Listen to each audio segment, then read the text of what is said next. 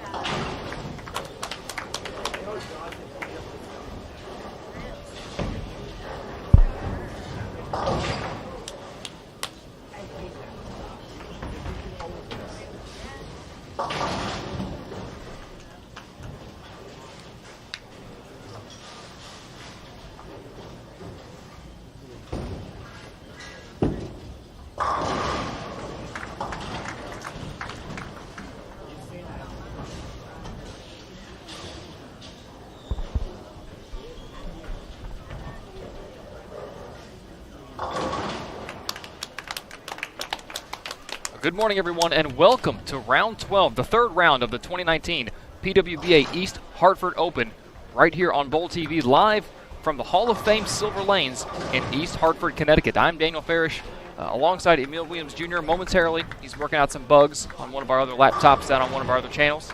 But welcome this morning. 12 bowlers in front of us that made the cut after 16 games of qualifying yesterday. In case you missed the end of last night and have not checked the standings, our leader at plus 283 after 16 games yesterday, Shannon O'Keefe. Second was Jordan Richard at plus 282. Maria Jose Rodriguez at plus 222. Birgit Poplar at plus 217. Kelly Kulik rounds out the top five at plus 213. Diana Zavyalova in sixth at plus 202. Giselle Poss plus 198. Clara Guerrero plus 116. Valerie Bercier plus 103. Rocio Restrepo plus 99.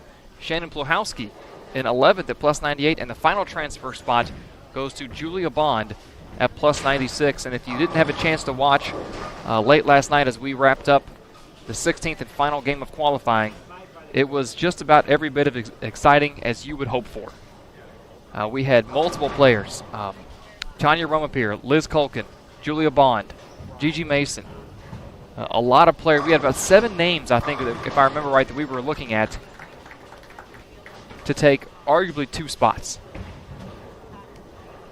Pull up the standings from last night, just missing the top 12 cut to today. Liz Culkin, plus 88. Gigi Mason, a 158 her last game to drop to plus 87. I mentioned Tanya Rumapir. She shot 202, but she started with the front, I believe the front 6. And then she goes back to black splits in the 7th and 8th, struck the 9th, or excuse me, front 5, split the 6th and 7th, struck in the 8th, and then split the 9th. And at that point, her chances of making it in were pretty much over. Verity Crawley in 16th. Sydney Brummett, another name that we were watching. Sydney with a rough end to the 9th, finished at plus 63 after shooting a 163 the final game. Sandra Gongora, Jazriel Tan, and Stephanie Johnson round out the top 20. Stephanie Johnson actually tied with Missy Parkin for that 20th position. Rounding out the rest of the field, Liz Johnson, Brianna Coates, Jillian Martin, Josie Barnes, Kayla Bandy, Danielle McEwen, Taylor Bolthice, Haley Richard, Dasha Kovalova, Carson Lukosius, and Lauren Hoffman.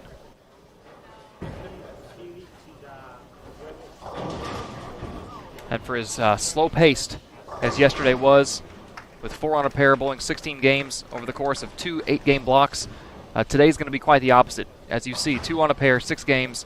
This is going to be the absolute definition of a sprint. And really, when you look at the standings, not to count anyone out, but it appears to be a 7-horse race for 5 spots, because between 7th and 8th place, you have an 82-pin difference, with 7th place being Giselle Poss at plus 198, and 8th place, Clara Guerrero at plus 116. So the bottom 5, or excuse me, the bottom 5 would really, really have to pop off some big numbers today and do it in a hurry if they want to catch the top 7 and make that top 5 for our televised finals at 5:30 p.m. Eastern Standard Time this evening, live on CBS Sports Network.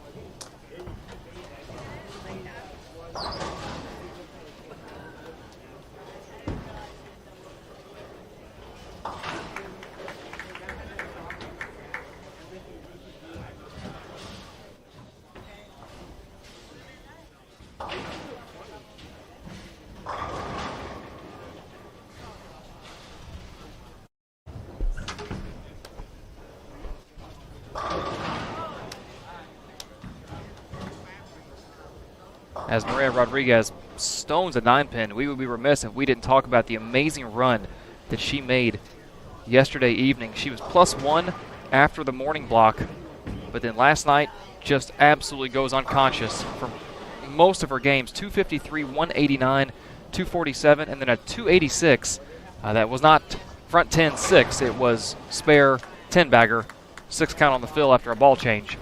And then she follows that up 201, 227, 214, 204 for an 18-21, the highest 8-game block of the night and the highest 8-game block of the tournament, as your leader after the morning was was Jordan Richard at 1769.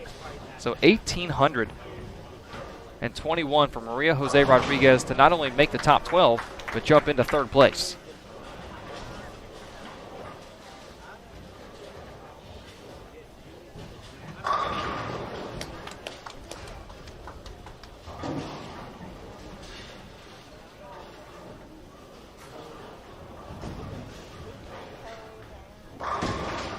Good morning to everyone in the chat. Deborah, Brian, Nate, Michelle, Don,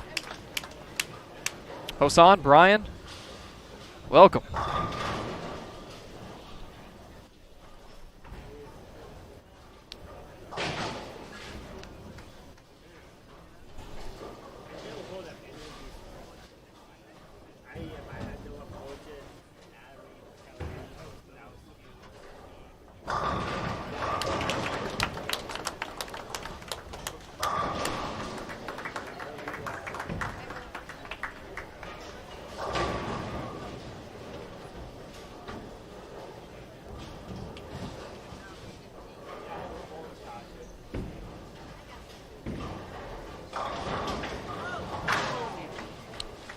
Had a great conversation to wrap up the evening last night, the last 3 games with PWBA star Summer Jasmine. She joined me in the booth for games 6, 7, and 8. Emil jumped back in game 8 as well. And learned a lot from her about how to approach competition on these lanes, adjustments that these players make, how they approach looking at a cut number, whether you're the leader or you're near the cut, what she does with her equipment, how she approaches her own personal game, not just a broad spectrum overlook of the tour itself, but her personal game.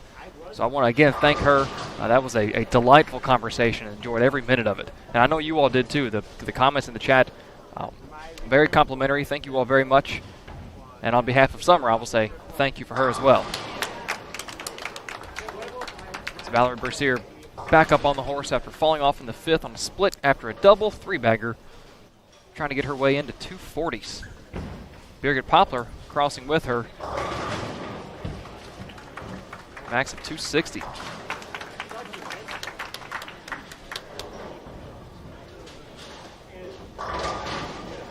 Look down to the far end. Shannon O'Keefe clean through 8, has caught 1 double. Julia Bond 1 split with a double to open the game. Shannon Plahowski 5 strikes, 3 opens, 2 of them splits. Next to her, Jordan Richard caught 1 double, 1 open. So really the best, as far as score-wise, the best bowling you're seeing in the house right now is on display right in front of us on 11 and 12. Diana 3 in a row down on 15 and 16 through 8 frames. She can get into the 250s if she can catch a couple more.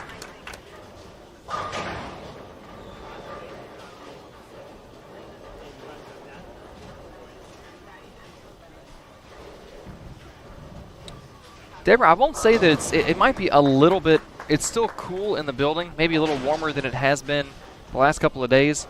But again, one thing to consider is that the pace of play today is going to be so much quicker than it has been the last 2 days. PTQ on Thursday, and then their 2 8-game blocks yesterday. So they're going to be moving at quite a rapid rate compared to what they experienced yesterday.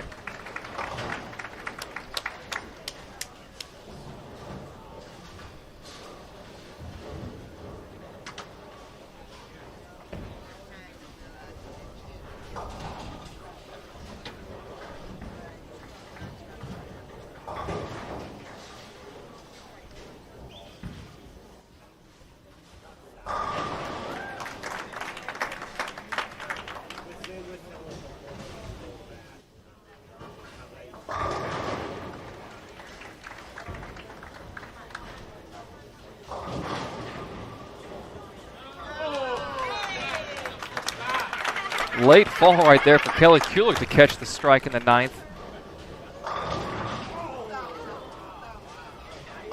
She's one of those players in that in-between zone where she's in 5th, quite a ways above, obviously, the bottom 5. But one of those players that is 70 pins away from the top 2 is Shannon O'Keefe and Jordan Richard, only separated by 1 pin. And then it is a 60-pin deficit from Richard in second back to Maria Rodriguez in third. So the top 2 have kind of distanced themselves. And looking at them this game, Jordan Richard's not going to shoot 200. Shannon O'Keefe is up in the 10th. She can punch for 230 as she caught a double after a spare. She gets the first one. That'll put her in the 220s.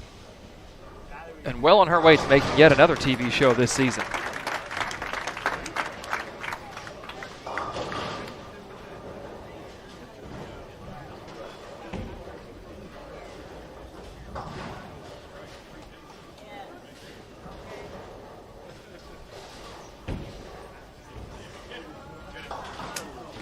Yes, Brian, it absolutely was. I urged people yesterday to go watch that. I forget what episode of On the Lanes it was this season, but I stood there as he conducted that interview with Clara. And the insight that she gave into, again, kind of like what Summer did, the insight that she gave into her own personal game, the struggles she's had over the last couple of years, the changes she's made to her game. She talked about the Pan Am Games, that experience, winning medals down there.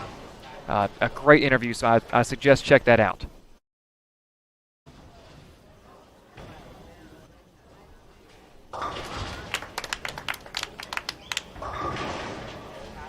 Diana gets the first one of the 10th, gets the second one of the 10th. That's going to put Diana into the 250 range this game. Striking the field will give her 258.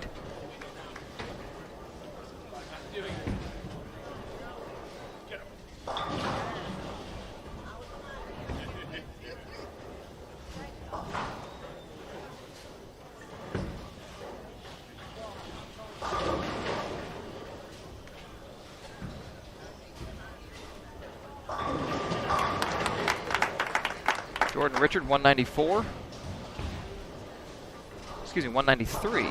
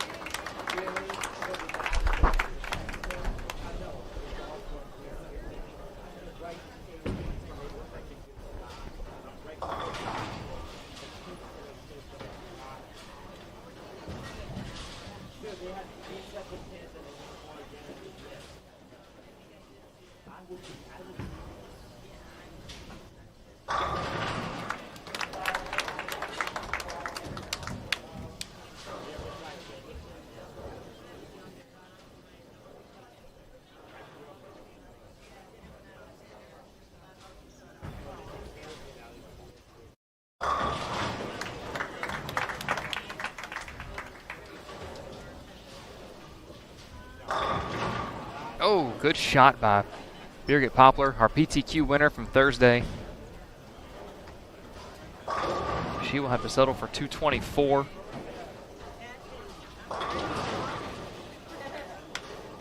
Kelly, 224 as well.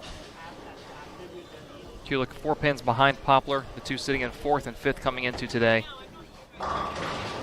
Garcia, solid strike to give her 208.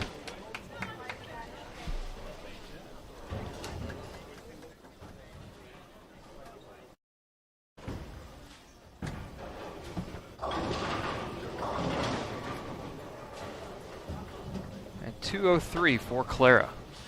So none of the players outside the top 7 really doing anything big to help themselves after game 1.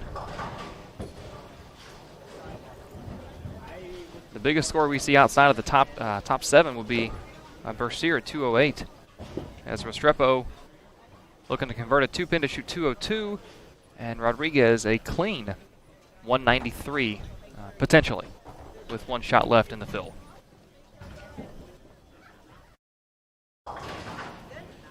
Restrepo cleans it up, 202.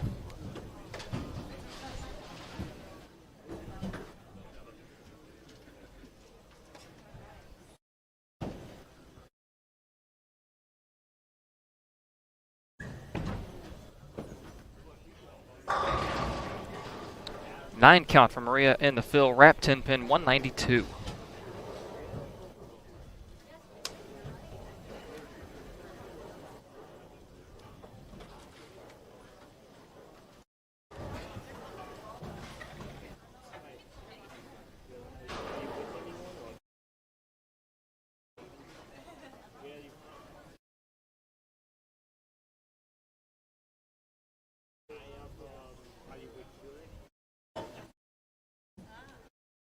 So no bad games that game. Everyone over 192, most of the field plus here on the fresh, and we're going to see more of the fresh today than normal simply because there's less games taking place on these lanes. For instance, after 2 games today, they will see a similar breakdown as to what they would have seen after 1 game yesterday. And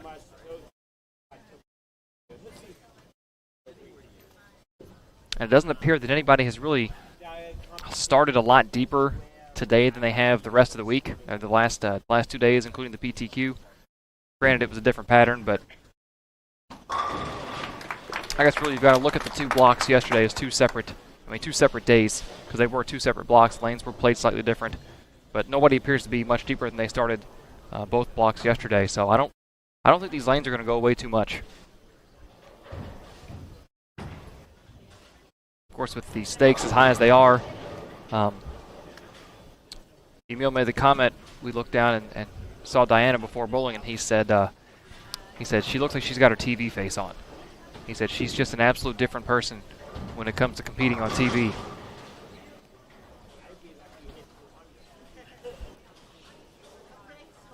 And he called it because she led the field first game with a 258. After game 1, Kelly Kulik still 5th place at 237. Maria Rodriguez, 214. Giselle Paz in 7th at 200. None of that's top 7 haven't changed. Now the big distance between 7th and 8th is 81 pins, with Clara at plus 119. But the number, Kelly Kulik at plus 224, plus 237. Shannon O'Keefe leads, plus 308. Jordan Richard, plus 275. Diana, plus 260. Birgit Poplar, plus 241. And Kelly Kulik at plus 237.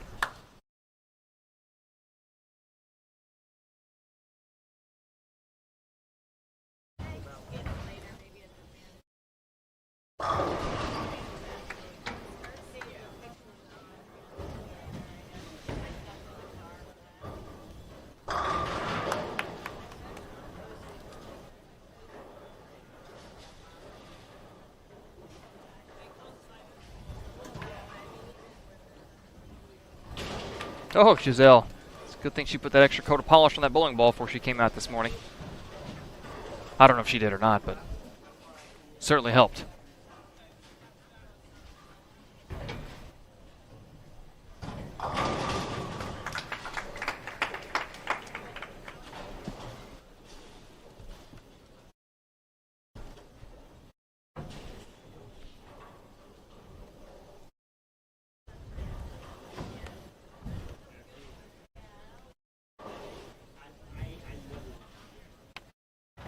Morning, Sal. Morning, Terry.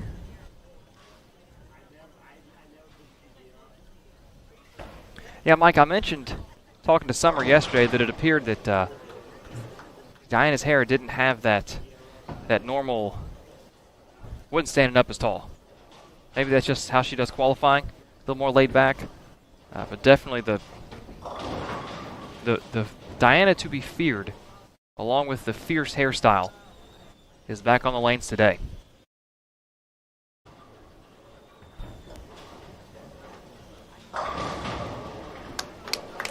start off game 2, I'd like to welcome back into the booth Emil Williams Jr. Good morning, sir. My man. Had to take care of some business. That's what it looked like. Some,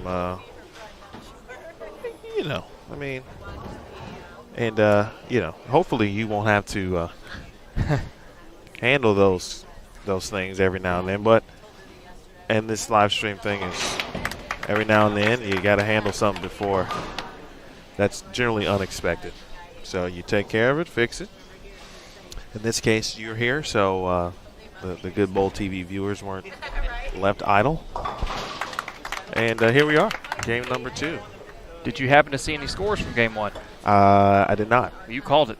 I did not. What did I say? What did you say to me earlier? Oh, listen. 2:58 game 1. I just walked in on the, obviously the last part of the Diana convo. So I told her this morning. Well, I told you this morning. I just looked at her and I said, well, she's got the TV look, and meaning what that means for me is Diana is exceptional on television, and the only thing obviously she's just got to get there. And she went through some times back in 16 where she just couldn't make TV. Mm-hmm. Time and time again, fifth place, and these were standard events, for example. So we only take 4 to TV. 6th place when it's 5. But when she gets on TV, she's 2-time Queen's champion, loves the environment.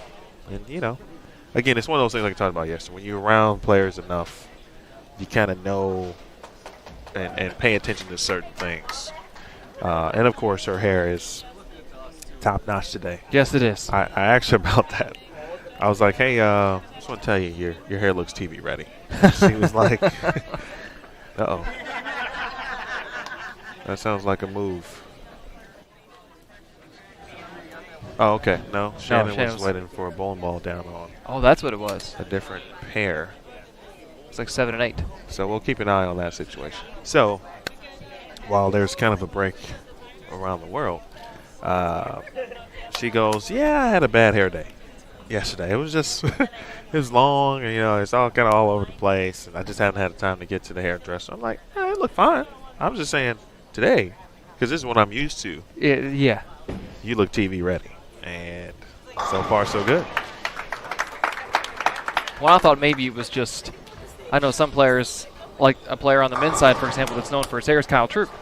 Now, I've seen Kyle, when not on TV or maybe not bowling something that big, the hair is just not as, like you said, TV ready. Sure. But you put him on, the league or a singles TV show, and it's ready. It's there. We all got a little bit of a TV-ready mentality. I know I do. So I bring a suit to every event, just in case my number is called to get the call to the show. How's everybody doing this morning? I heard Sal's name. That's the best last name in the business, by the way. Just letting you know. Cavoli. And if I could get some internet to work on my own machine, I too would be in business. It's a little slow today. That's okay though. I want to give a quick shout out to I know we mentioned Hall of Fame Silver Lanes, but it was this one. The center was previously owned by Tony Renouf, and so I just want to give a shout out to Tony and for all he has done.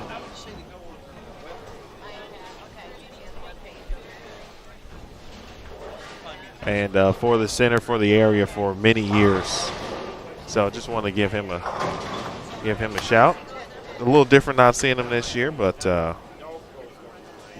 can't take away what all of the good work and he's done. And instrumental, of course, even bringing the event here last year so we can have an opportunity to return.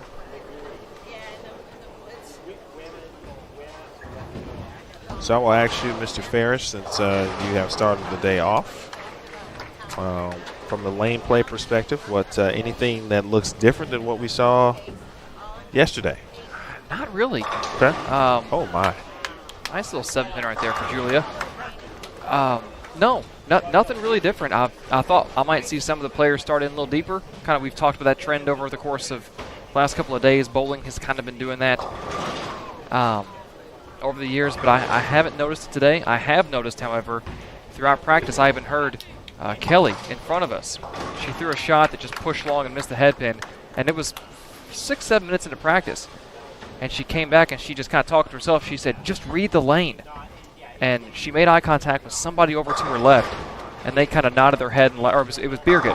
Birgit was coming off her shot and just looked over, and she kind of nodded her head in agreement like, we can't get the balls to pick up where we want. And we've seen, only 2 games under 200 the first game. So obviously the field not struggling this morning with scoring or hitting the pocket, but at the beginning of the day, it seemed like their mistakes and then throughout practice, as the ball was just pushing along, they couldn't get it to read the spot where they wanted, whether it was the track area or the end of the pattern or what have you. And I mentioned that we're not going to see the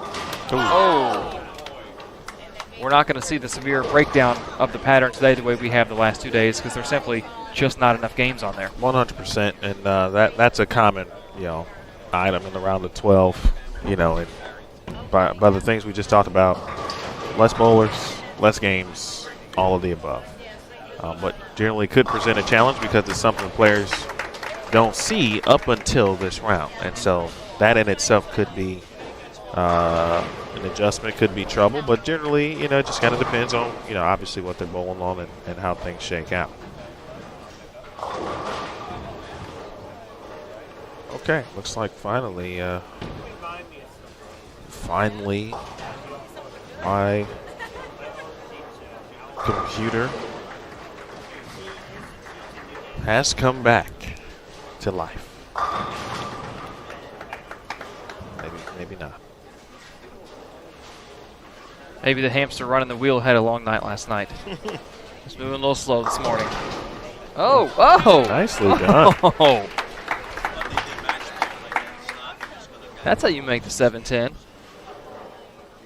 Just bend both of the, 7-10 known as sometimes the bedpost, 2 on the ends. Just bend them over like that. There you go, Shannon Plahowski. A couple of players stringing them. Birgit and Valerie both on the early front 3 over on 7 and 8. And then Poplar with a 5-count washout after the front 3. Scott Pohl, my man. I see Brandon in the building. I mentioned my man Sal. Hey, Brian. Mike. Grant is working on helping Jeremy.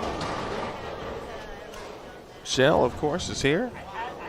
Or Saya. Now I got to be sure which person it is on that account. Let's see. Hosan is in the building.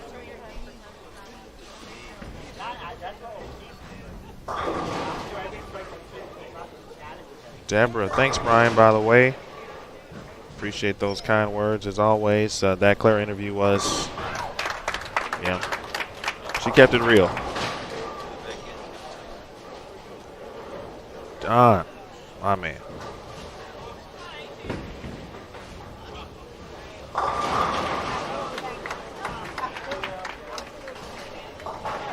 Nate. And I think I got everybody so far that I've seen. Oh, Rebecca. Rebecca hit me with the T-Mac this morning. That's fantastic. See that kind of stuff right there lets me know that this thing's a real friends and family situation. I know you weren't here, obviously, and I don't remember when I told the story. Maybe it was at the U.S. Women's Open. I don't know.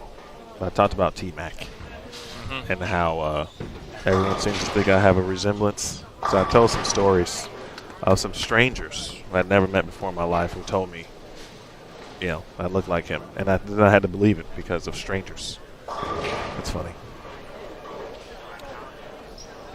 I saw a few shots early on in game 1, down on 15 and 16. It's funny because I'd left, I guess, right as Diana maybe began the strike train.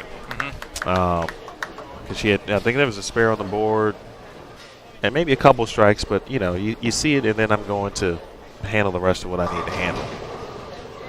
Anything else that has stood out so far after, I guess, a game and some change at this moment? Well, we talked about how the top 7 had really distanced themselves from the bottom 5. Okay. And nothing changed after game 1. The bottom 5, the highest, all of them were over 200, but none of them were over 208. So none of them really did anything to close that gap. In fact, that gap widened a little bit. And then 6th and 7th both shot 190 and 2-0.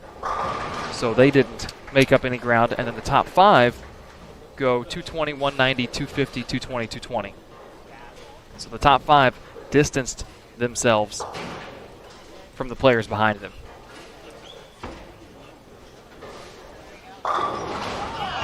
Great shot by Diana. Stones the 9-pin.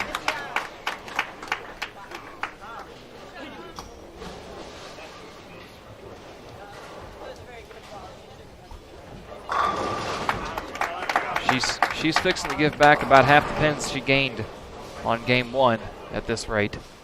Unless something changes pretty quick, which it could.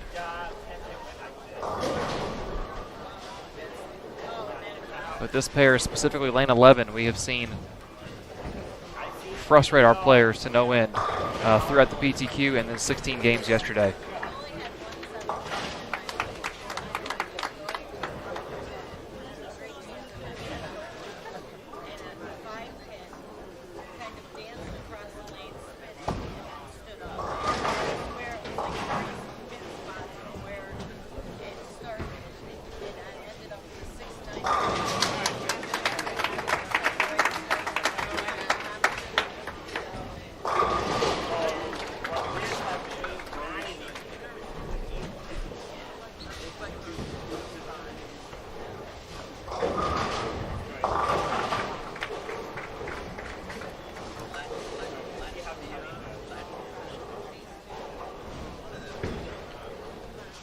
Olsen, you are correct.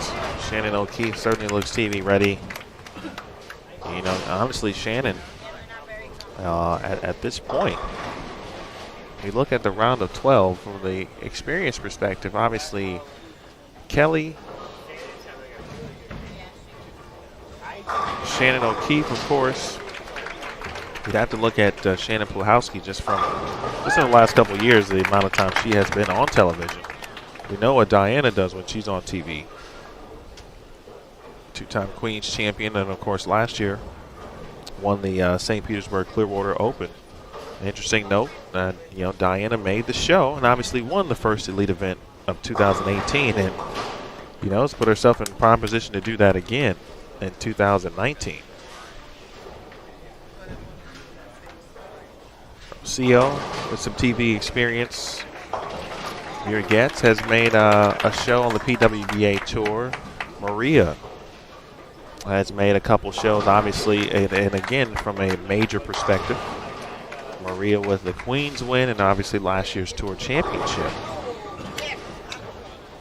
Valerie has been on a show, making the 2017 U.S. Women's Open telecast. Jordan Richard owned the month of August last year.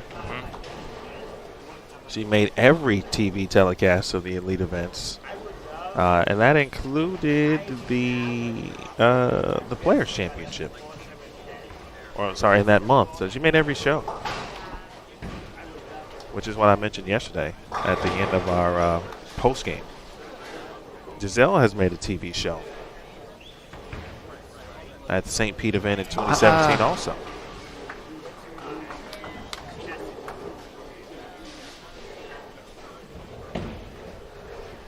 Ninth frame O'Keefe. Oh, yes indeed.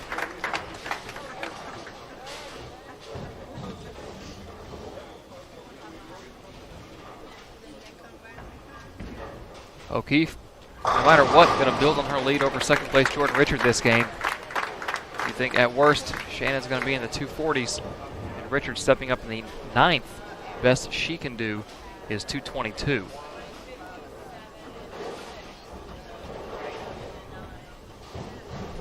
Bond.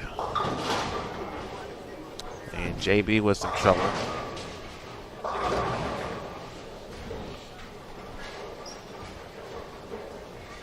let's see. So going down the list, everyone except Julia Bond has made a PWBA TV show in this round of 12. Next.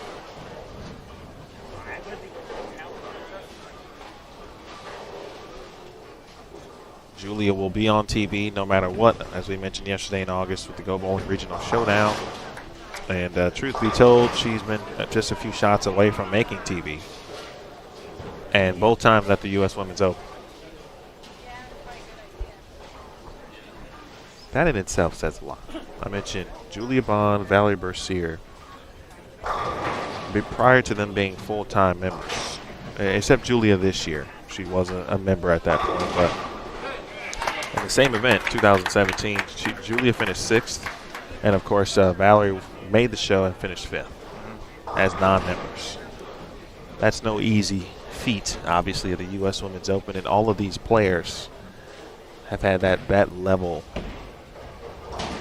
of skill, talent. They've all done it. O'Keefe looking to do more. That was just pure. Shot 300, lone 300 so far of the tournament. She had the front 8 last night, round 2, I believe, yes. qualifying. Front 8. Front 8 and split in the 9th, I think 410.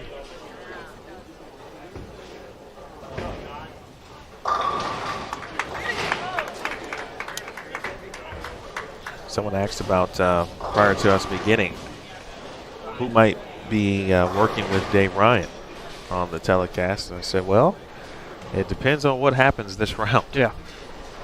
In every sense of the word. As everyone knows at this point, we use players, and Kelly, Shannon, Steph have been on television. Josie, Liz Culkin in that TV mix as well. You've seen them on Bowl TV, of course, also during our stepladder finals. And of course, obviously, wrap 10 for O'Keefe. Shannon and Kelly looking to be bowling on the TV show every single week, and they've got that chance today.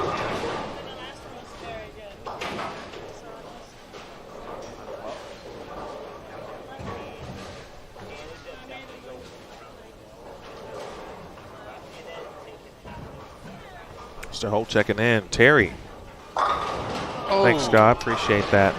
There it is. There it is. Michael, appreciate you as well. Michael Savage. 8 pins have been tricky.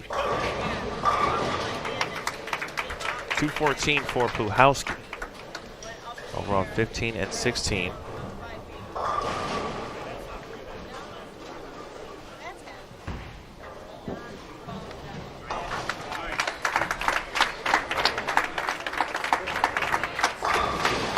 Just like that, 15 and 16 are complete.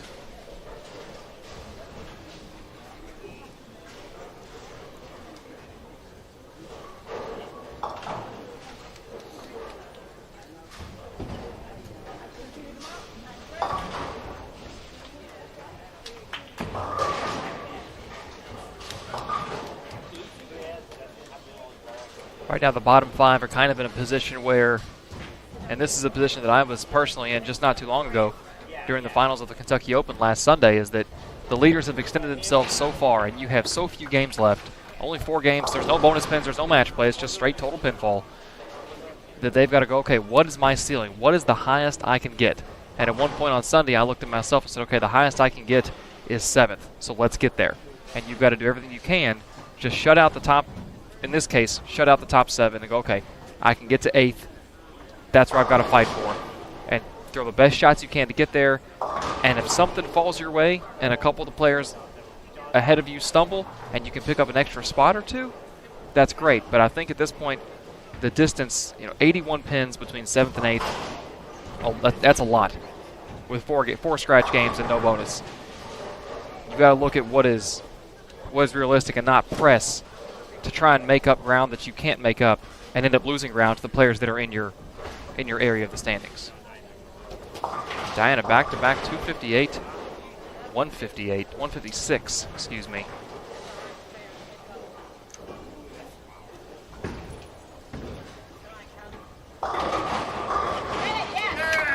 Bercier, 235. Poplar converts her 10 pin for 222.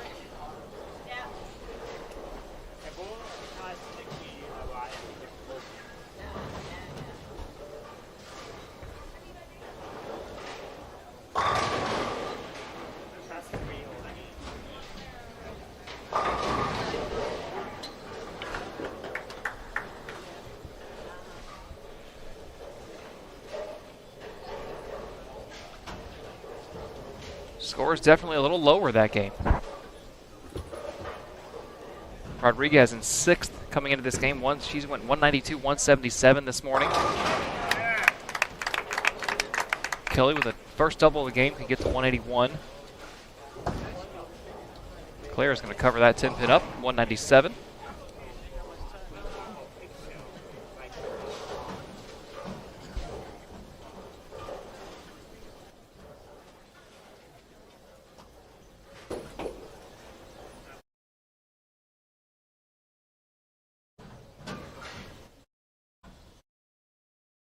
So Shannon O'Keefe now with a 99 pin lead over Jordan Richard in 2nd place.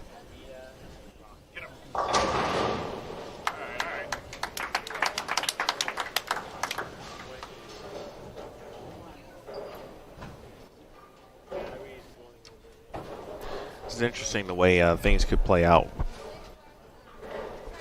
And just looking ahead, I'm thinking about Player of the Year. And we mentioned that very minimal gap between Shannon and Danielle coming into this event. And with DMAC not making the round of 12, and obviously still gets a decent amount of points. But Shannon now is looking at, at this point, let's just 15,000 from a points perspective in an elite event for a win. And, looking to, again, create that gap after Danielle closed the gap immensely by winning the U.S. Women's Open. So, this thing could go back and forth. And it's, again, very similar to what we saw last year, which makes it exciting. Makes it fun for us, I know. I know for those who are involved, certainly. And Shannon mentioned it a little bit last year. And since then, where later in the season, started to think about it, started to worry about what she couldn't control, which is not what she likes to do or normally would do. And it all obviously worked out for her at the end. So, but another quality, season that is shaping up to be the best in regards to what we could see in our postseason. Our player awards being Player of the Year, Rookie of the Year. Having said that, Rookie of the Year, Valerie Bercier, coming to 13 and 14. We just saw Julia Bond leave this pair, and those two right now are neck and neck in regards to Rookie of the Year. And that could continue on and play out at the end of the season. Really, at this point, I know Julia had snuck into the top 24 with a great performance at the U.S. Women's Open. Valerie came into this event in 15th in regards to points. And they both could very well, have an opportunity. Obviously, Valerie with the inside track as far as the Tour Championship is concerned. Julia with some ground to make up in that regard. Of course, winning trumps all when you're trying to make the Tour Championship. The title will get you there. If no title, then points will have to do it. So that race could end up going to the Tour Championship, which, again, for what we'd like to see, that's fantastic. Absolutely. I mean, you want to see awards like that not decided early in the season or midway through a season. You want it to come down to the final tournament, and if you can, the final shot. It's hard to determine that, obviously weeks out because you don't know what's going to happen. But the way it's all playing out right now, we're in for a serious fight between Player of the Year and Rookie of the Year as the weeks count down and we get closer to Raleigh and Richmond. The players last year decided the Player of the Year, no pun intended. And I guess when you think about it, Players Championship would be an event that could decide and maybe should, just from a strictly the player's perspective and playing off the name of the event. But those are our last two majors. last 2 events on the schedule, and they always play a role, and that's the way it is. That's the way it should be. Shannon O'Keefe leads the way, plus 376. Jordan Richard and Birgit Poplar separated by 14 pins in second and third. Richard 99 behind O'Keefe at plus 277. Poplar at plus 263. It is then a 46-pin drop to Kelly Kulik in fourth at plus 217. Diana Zavyalova in fifth now, plus 216, only 1 behind Kelly. Giselle Paz at plus 213, 3 behind that top 5 cut. Rodriguez, after 192-177, has slipped into 7th at plus 191. That puts her 25 pins outside of the top 5 cut. And then we see that drop between 7th and 8th, which has closed a little bit, with Bercier shooting 235 the last game. She's now at plus 146, only 45 pins behind 7th. After Bercier, you've got Clara Guerrero, Shannon Plahowski, Julia Bond, and Rocio Restrepo.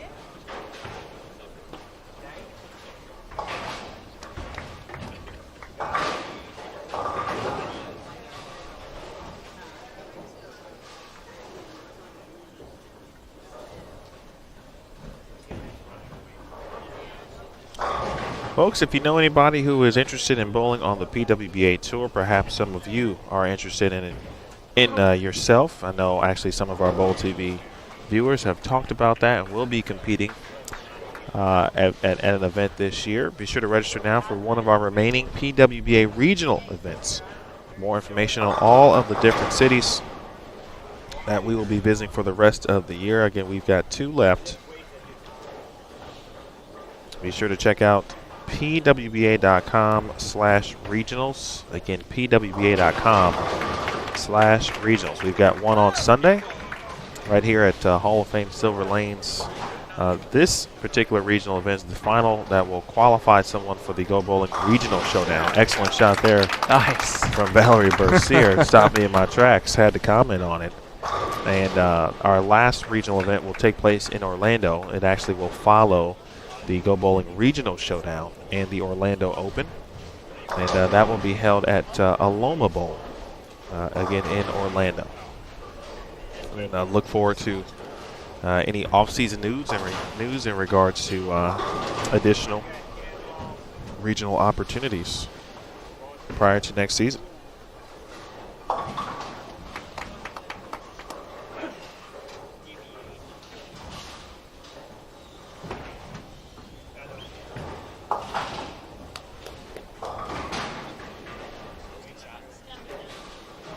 I'm hoping for my sake that all of these players, once bowling is wrapped up next Saturday in Louisville, leave town.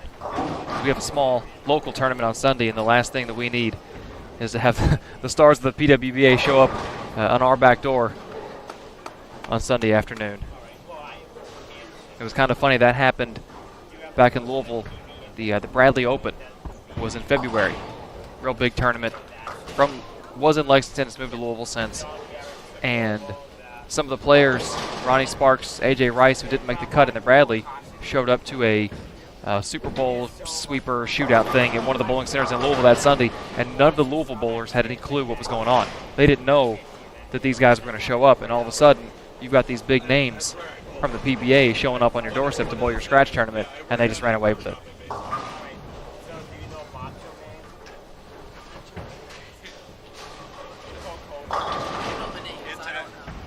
This is game 3 of 6.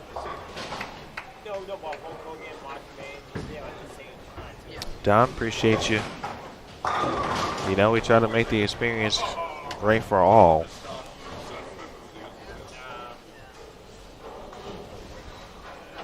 Pleasure to meet you as well, my man.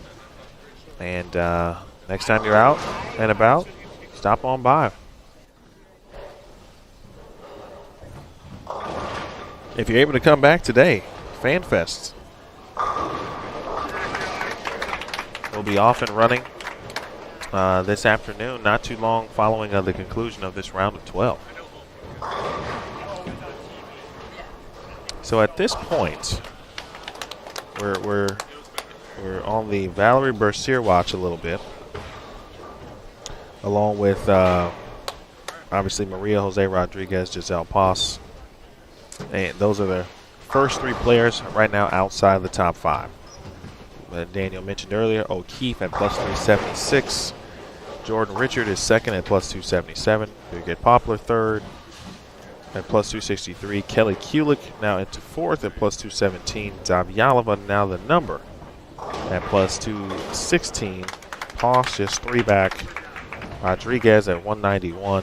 And then Bercier at 146. So, you know, Bercier, she's been close throughout and got off to a great start this season. Actually made a regional stepladder at the opening regional in Cleveland. And looks to have a pair that she likes, I would say. Oh. Wow. The body language suggested that the shot was questionable. She wasn't maybe quite sure what was going to happen.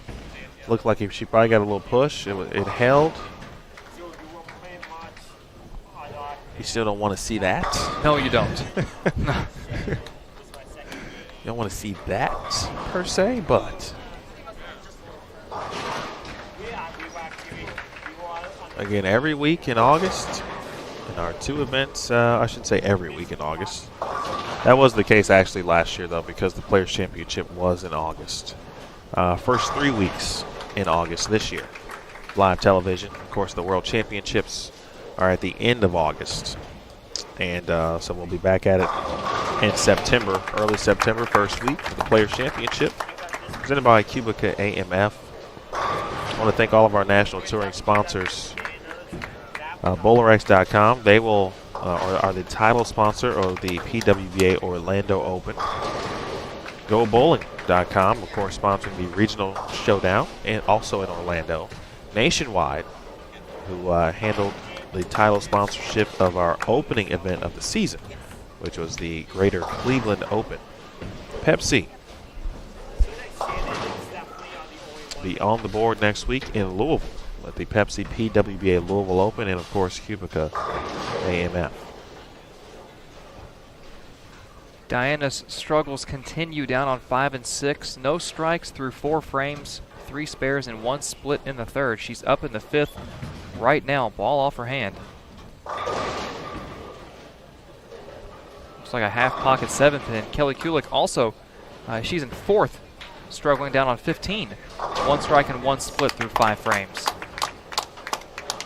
Kulik is on 15 and 16. That channel is available as Diana Zavyalova down on 5 and 6. That channel available, so if you want to check them out live and in person, or excuse me, not live and in person, but live and online. Those are the channels that they are on at the moment.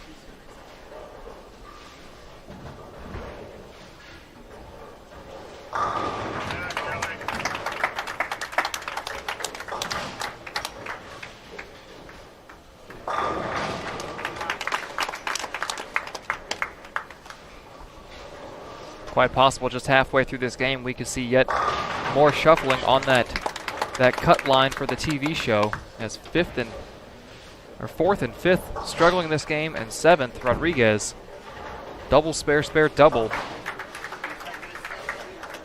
trying to climb her way back into the top 5 after a rough start to the day.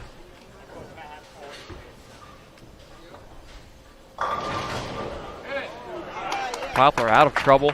Gets the Scouts to take out the 10, leaving just the 7. She's in 3rd, has quite a gap back to 6th, a 50 pin gap.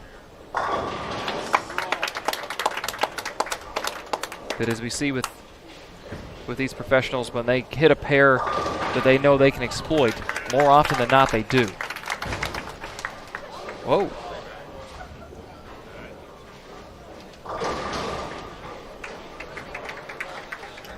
Something fell somewhere, and it caught a couple of the players in their tracks. It stopped Kelly about 2 steps into her approach. Shannon stepped off. I don't know what that was. I'm going to guess, if anything, it may have been across the way. On setup? Maybe on set, perhaps. Hopefully. Well, maybe not hopefully. Hopefully everyone was okay, wherever that happened. Just sounded big. Boom. Jordan Richard did not like that shot off her hand. She's just to our left on the 2nd channel, lane 7 through 10. I think she was thinking 210 all the way, but the 10 got rolled out late.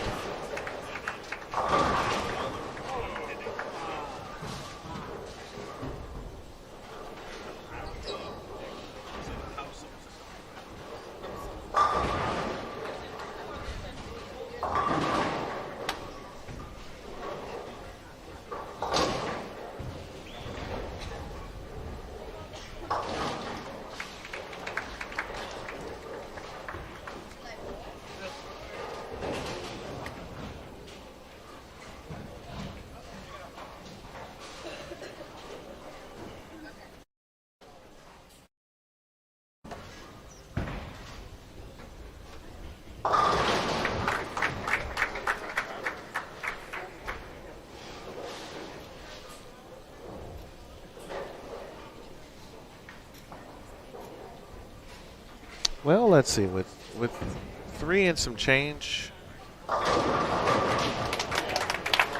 regards to games left, you can never really go down the line and count people out. Sometimes you can because the way the way things look and the way the numbers suggest.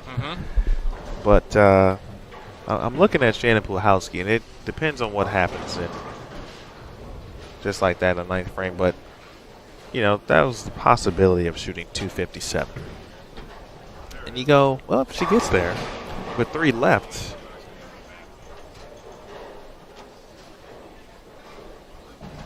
you said, well, that one's quite not over yet. And even at this point, you know, she's got a split to deal. Well, excuse me, a washout. If she makes it, she can get to 230. You know, 30. You know, she'll be in the 140s. Plus 140 with 3 left. That's not impossible. And we've seen her do great things all the time. So you can't quite dispel, you know, 10th place at this point. Takes the 2-7, excuse me, the 3-7 out of the 1-3-7.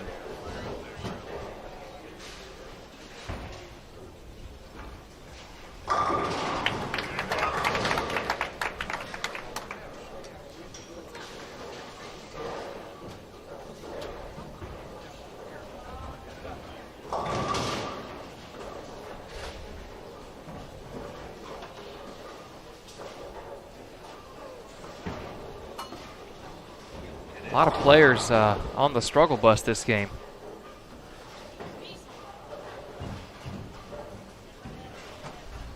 Maria not happy with that shot, but I know it's no consolation, but you know, kind of look around and look at the people that you're around in the standings, and they are struggling this game. I know you want to make up every single pin that you can and get every single pin that you can, but it's also important. Convert that 2-8, stay clean. Well ahead of Diana and Kelly at this point of the game. Diana's still searching for her first strike down on 5 and 6. She just gets it right there in the 8th. Kelly's up over on 16 in the 9th. She has yet to double, working on a strike.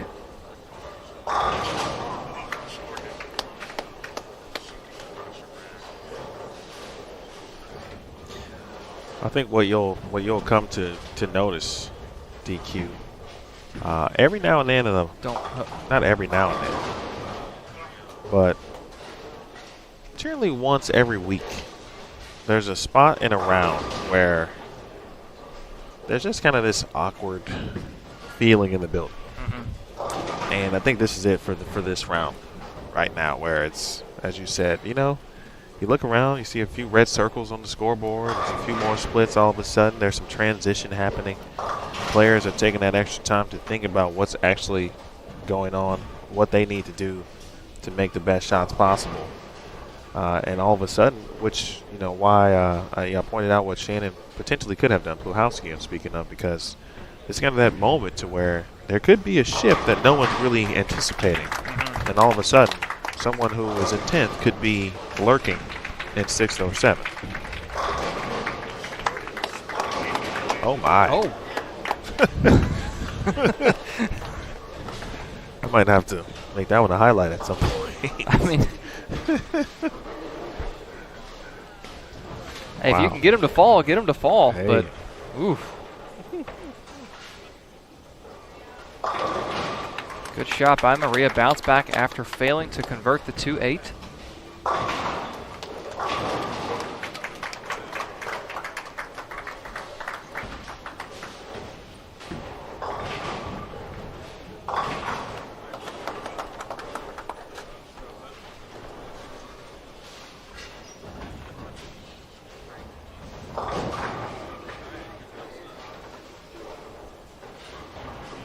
Jordan Richard, clean 215.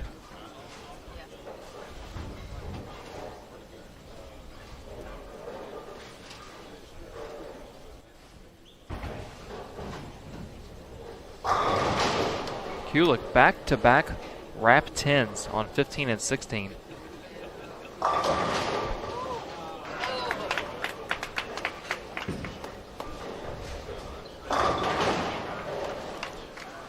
Boy, I feel your pain on that one, Ro. That was through a good. Doesn't give you what you need. Then almost leaves the 7-10. That long extended deep breath in and out. You literally couldn't split the 8-9 better. Oh, you couldn't. I was. Maria's bowling ball just did. I mean, it hit both pins. Clearly in the face. Done. I mean, from our angle, we're just to the right of 11 and 12, kind of situated behind 13. So we have a perfect angle on the pocket and the ball's path through the pins. And that was, I mean, you said it.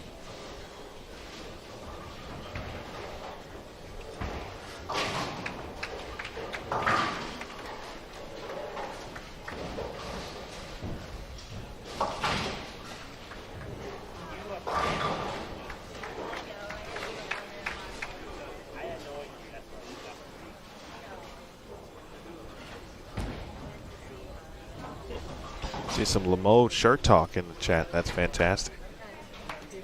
Lamode. I remember those shirts just from obviously watching older telecasts.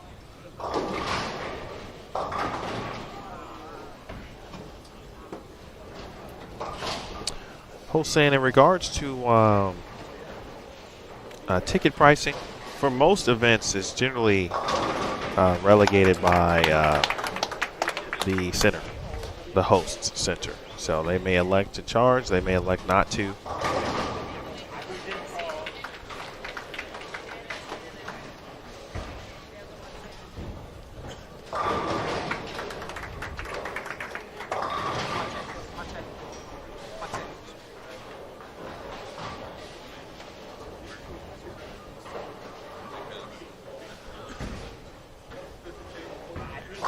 Mercier, 10th frame. Dang. Big shot there for Valerie.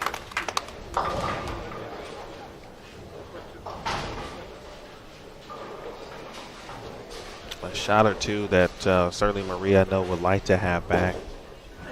218 is not terrible.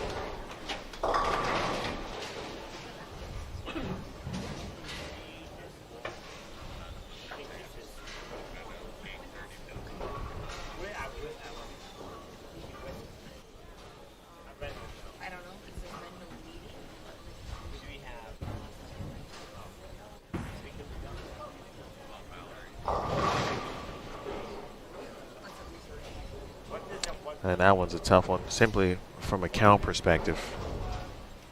And although 3 will get her only to -1, but every pin counts certainly in this stage.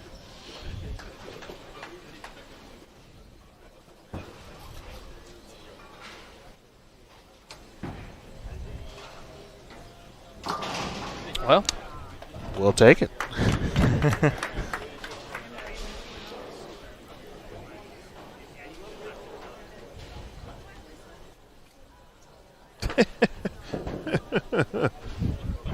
All right, well, I'll tell you what, I'll give you all I can for the last 3 games. It's up to the players, though. You know what? You are correct. You are correct. I mean, the bang doesn't have as much pop if you're talking about a Greek church. Yeah, that would be like an oxymoron. Yeah. In that sense, it could work. Theoretically, it could work, but for what we're going for,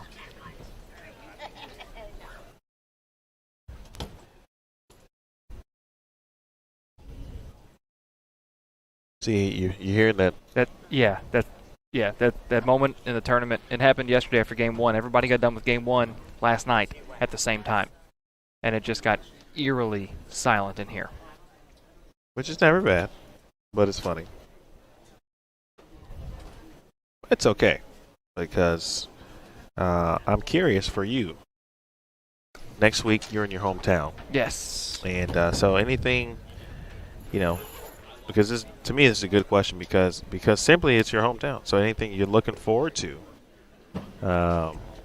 being a part of the staff for next week's event in your home city.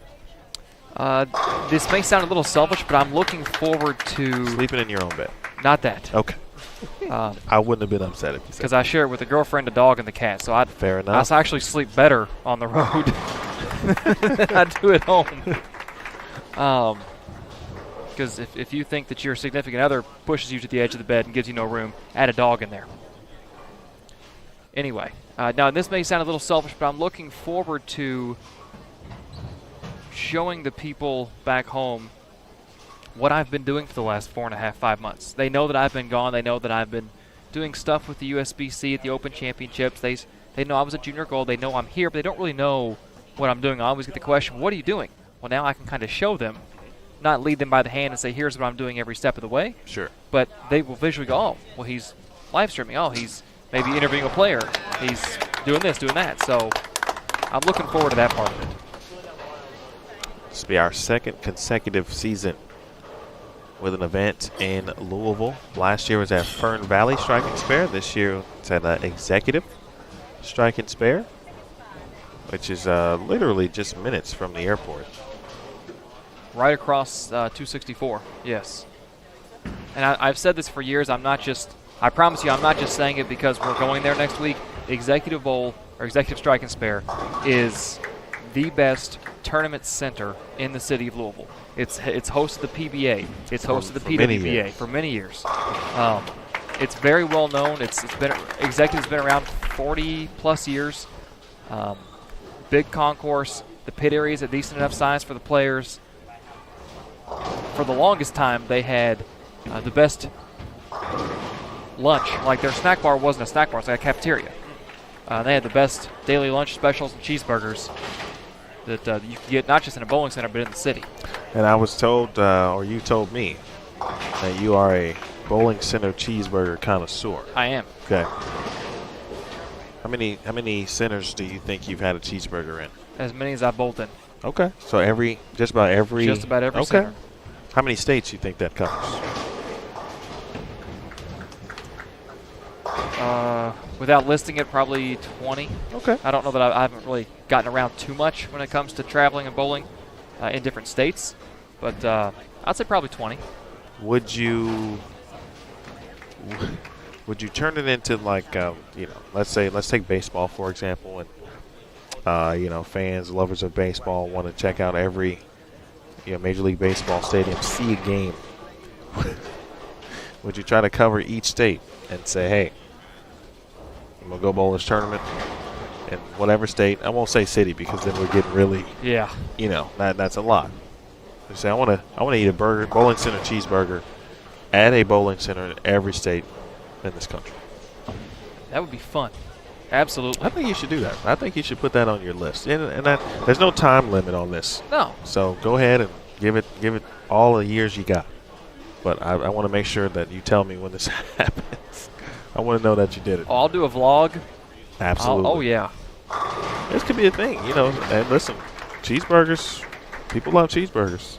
So you can find the right one or a few good ones. You can, create a list. All of a sudden it's picked up by the Food Network. Sounds like opportunities right there, man. All right, after halfway through the 6 games this morning, Shannon O'Keefe maintains her lead at plus 377. Jordan Richard second at plus 292. Again, they've separated themselves from the rest of the field. Birgit Poplar at plus 239 is in third place. Giselle Paz up to fourth at plus 231. Maria Jose Rodriguez back into the top 5 after that 218. She is at plus 209. Sixth place, Diana Zavyalova. 189 the last game. She's plus 205, just 4 pins out. Kelly Kulik, 182 the last game. She's at plus 199, 10 pins out. Then you've got that drop down to Valerie Bercier at plus 144. Clara Guerrero, plus 129. Shannon Pluhowski, plus 124. Rocio and Julia Bond at plus 74 and 37.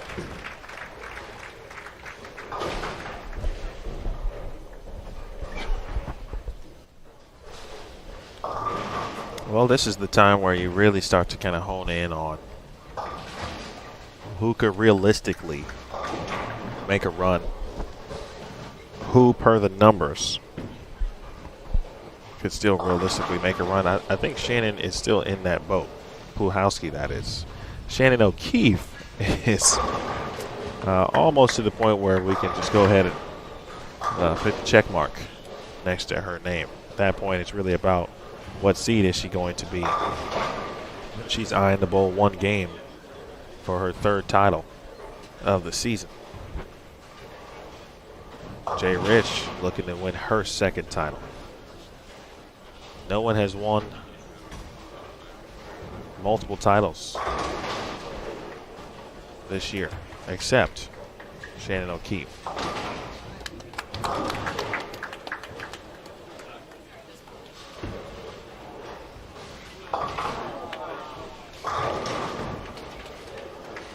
And if Shannon Pluhowski is going to make that run that you were talking about, she has got to avoid mistakes like that.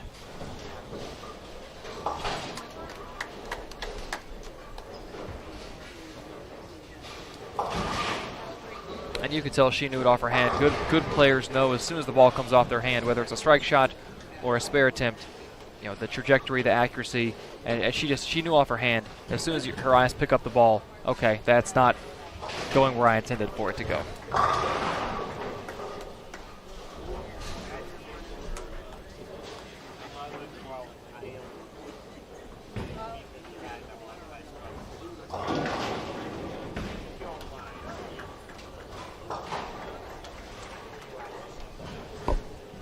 Pardon me, sorry. All right, quality shot there from O'Keefe as she puts one down in the 4th frame. Jay Rich, that one's left. And she knew that one off her hand as well. Big opportunity here for Zapialova. She's on 9 and 10 for those of you who are wondering. Of course, you can check your pairing sheet. Don't forget about that. Pairing sheets let you know exactly where the players will be on what lanes and what game. That's available at pwba.com/live. It's also available in the 3rd tab on Bowl TV to the right of the chat.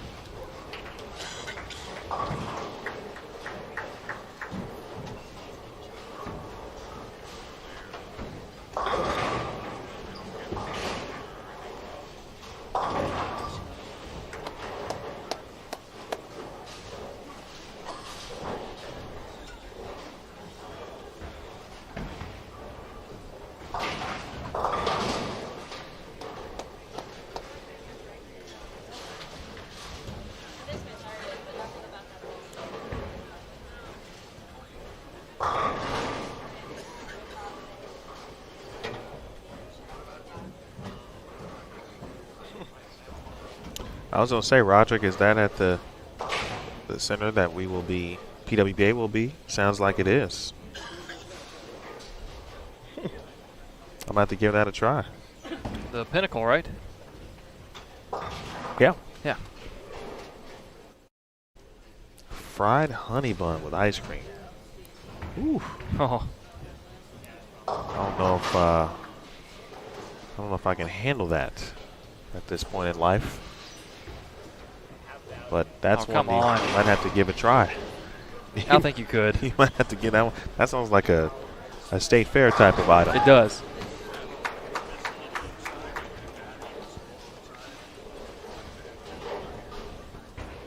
Still at that stage where, again, the players are trying to work through, going to fight through this transition, which is a bit different than what they've seen in the last day. Right, with 4 players on a pair, the transition obviously would be different. And so now it's, okay, this is something brand new. It's something that they're not completely unaccustomed to. They know that in the round of 12 it's going to be different because this is the way the format works every week. But you never know how it's going to be different because each center lane condition different. Well, and it's not just the fact that there's less games, but typically speaking, when you're bowling in a field, a large field, multiple games, you have to play where the field wants to play. You can't just go out on your own and do whatever you want. You've got to follow what the field does and follow where they break the lane down. In this instance, each player, and from what I've seen on this pattern, it does allow, with a very, very, very small margin of error, it allows these players to try and play their A game, whether it's playing straighter up 6, 7, 8, or you've got the ball around 15 at the arrows, banking off 10, 11, or maybe even deeper than that. But these players have been allowed this morning to kind of play where they want to play. So the lane not only breaks down less and takes longer, but it breaks down less evenly because you don't have as many people in the same area of the lane.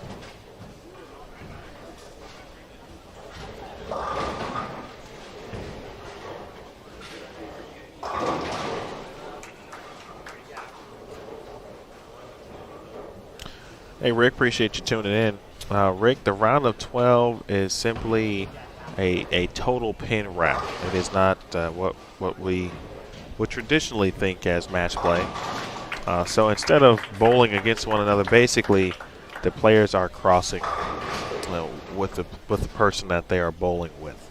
So they're crossing together for 6 games as opposed to bowling a different opponent each game in this sense. So no bonus, no match play, simply total pins, cumulative across 2 days. Yeah, today's no different than yesterday, just less bowlers on a pair.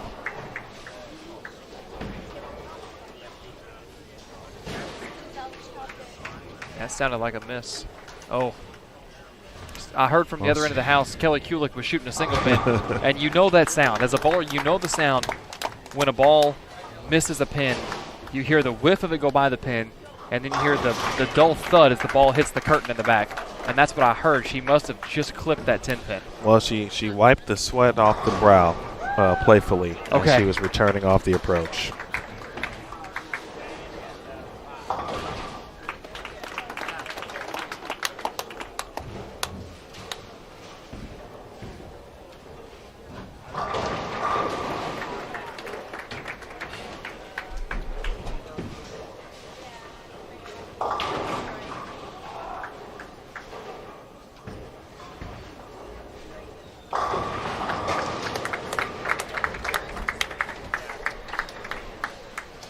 Well, don't look now, but again on 9 and 10, Diana Zavyalova has gone spare 5-bagger. And she is set to step up in the 8th frame on lane 10. Again, check that out on the channel 7 through 10. You'll see her bowling ball going down the lane to the left. DZ looking to make that move yet again. Right now in 6, 4 pins out of the number. Nicely done. That is 6 in a row. Zavyalova from Latvia. Went to Weber International. 3-time champion, 2-time major winner. Got an intercollegiate singles title to her credit as well. National championship with Weber. Team and singles for that matter, as I say.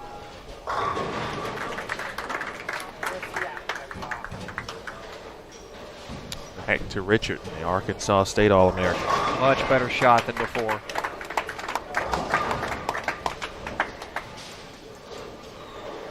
I don't know if she just got her feet in the right spot or what, but she projected that ball out to her break point, and she hadn't been doing that for a better part of this game. That was one of the best shots she's thrown in this pair.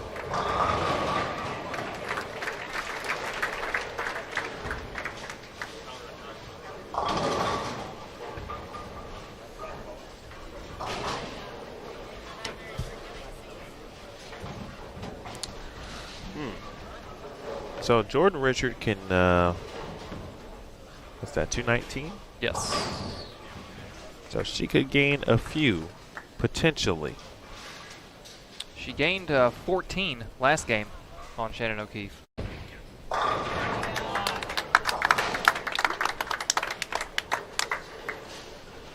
Well, right now the moment kind of belongs to Zavyalova. She is crossing with Giselle Poss.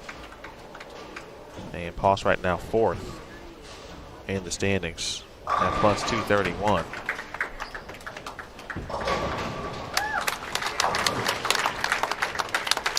So DZ will have a chance to get in the 270s with 2 strikes in the 10th frame. She could be looking at potentially at plus 284 after this game is concluded. Potentially. A can opener right there for Shannon O'Keefe. Hits the pocket, bends the 4-6 backwards. Maria Rodriguez 3 in a row going into the 10th. She can get into the 230s.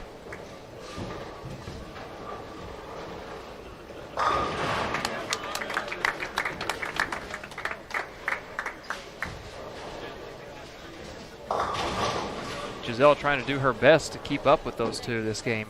She's ahead of both of them coming into this game 4, but she's losing ground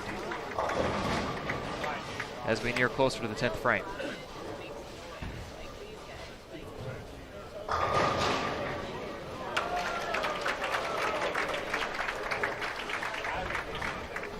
I think the one to still watch is Valerie Bercier and Kelly Kulick for that matter.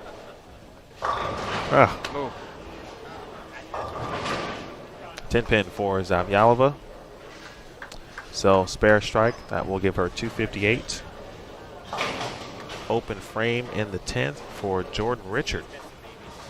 And just like that, instead of potentially gaining a couple more on Shannon O'Keefe,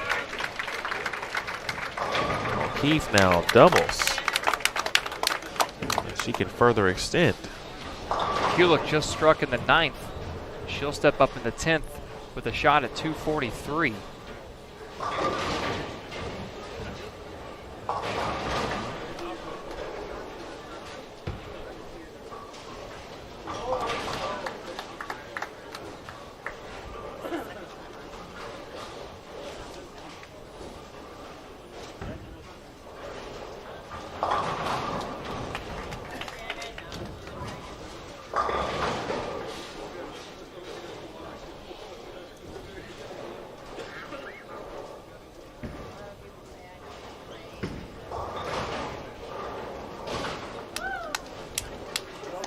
Diana just tickles the 10 pin off the deck. Whew.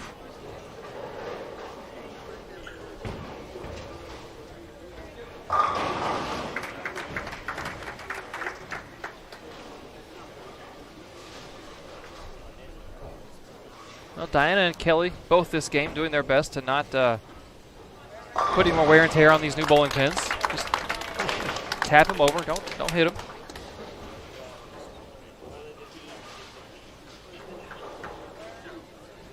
Both players also looking to be high in the house this game. Giselle, nice conversion on the 2-4-10. The 2 slid in front of the 10. Almost didn't hit it with enough authority to knock it over, but the 10 did just tip over at the last moment. You never know. Again, at this point, every pin.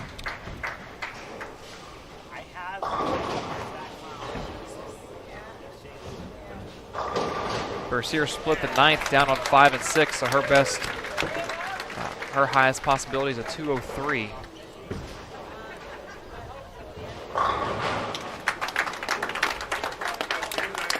Diana 258. Back where she started the day. She started the game with a 258.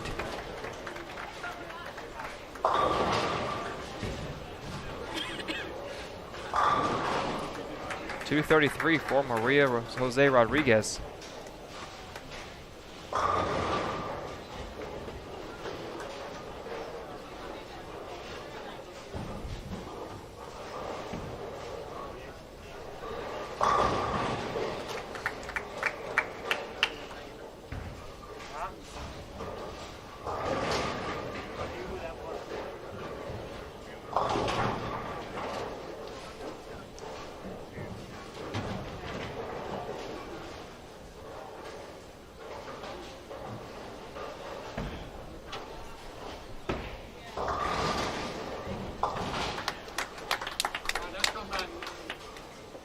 Despite shooting 192, O'Keefe picks up 7 pins on Richard, who split the 10th right here on 13 and 14.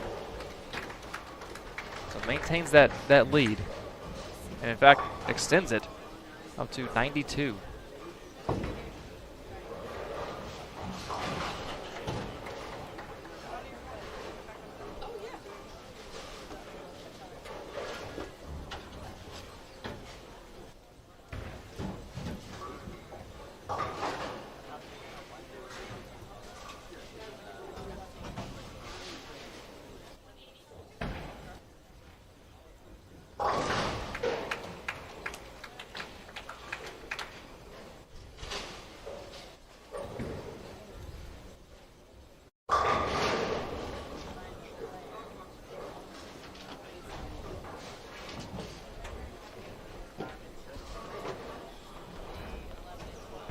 So the top 4 all shoot under 200, and positions 5 through 7 are all over 230.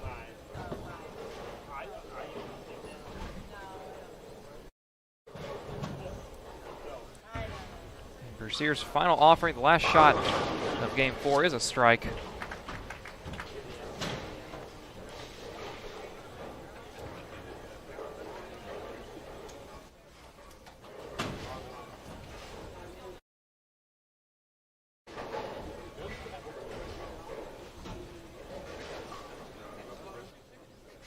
So the 4 players hovering around that 5th place cut line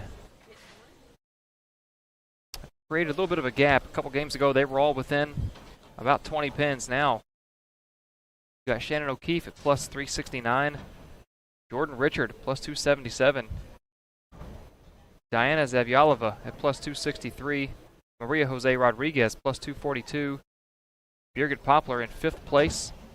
Back-to-back 170, 190. She's at plus 230. That's 1 pin down to Kelly Kulik at plus 229. 15 pins down to Giselle Poss at plus 214. 77 pins down to Valerie Bercier at 137 over.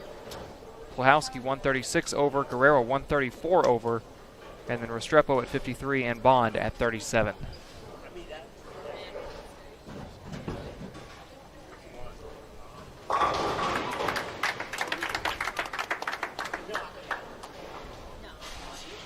Let's start there by Rowe. She gets back to our featured pairs. And it's just good to see Rowe back and, again, feeling better.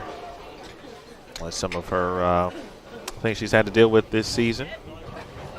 Next week, actually, Rocio will be helping encourage everyone to go bowling on National Bowling Day, which is August 10th. She'll be a part of the Go Bowling festivities. And will represent the PWBA on Fox and Friends in New York.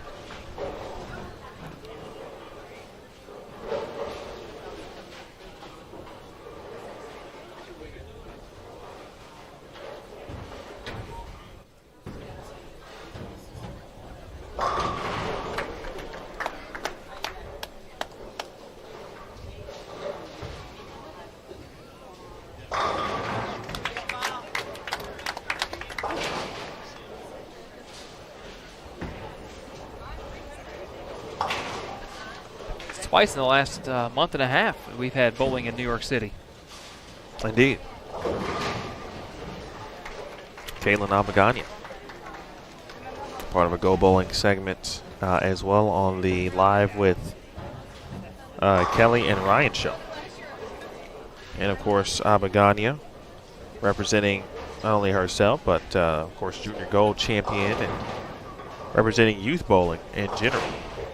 Won the U12 title, and now both 2018. She defended the title, repeated just a couple of weeks ago in 2019, and you saw that one air on CBS Sports Network.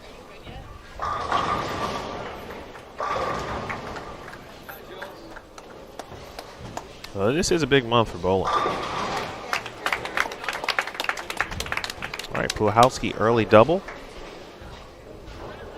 I haven't seen Tiffany Plahowski in Marios in the chat recently, so I'm going to have to talk to her about this. That is Shannon's sister.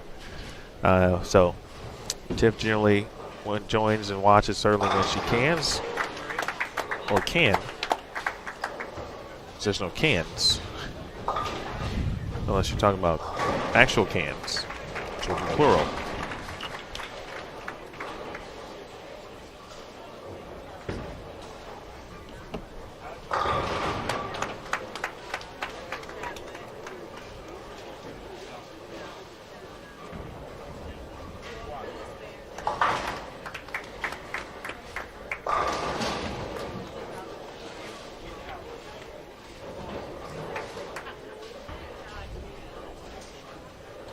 There she is. I knew it. Sometimes you just got to call out the name.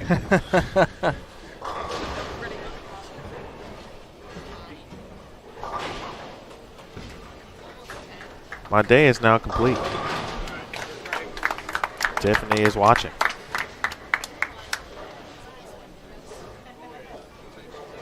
Bond and O'Keefe both combined perfect through 7. Oh, I'm sorry, through 3.5. But 7 strikes amongst the two competitors. That's on 9 and 10. Seems to be perhaps opening up to be a good pair towards the end of this round. I think it was that same pair yesterday where I talked about the players, 4 players at that time had 17 of the 20 possible strikes. Yes, it was. And as soon as I opened my mouth, I believe in pocket 7-10 occurred. We had 2 splits, 1 single pin, and 1 strike after you said something. Well, as soon as I say it over there, Shannon nearly leaves a 4-9. But just leaves the 9 pin and makes the spare.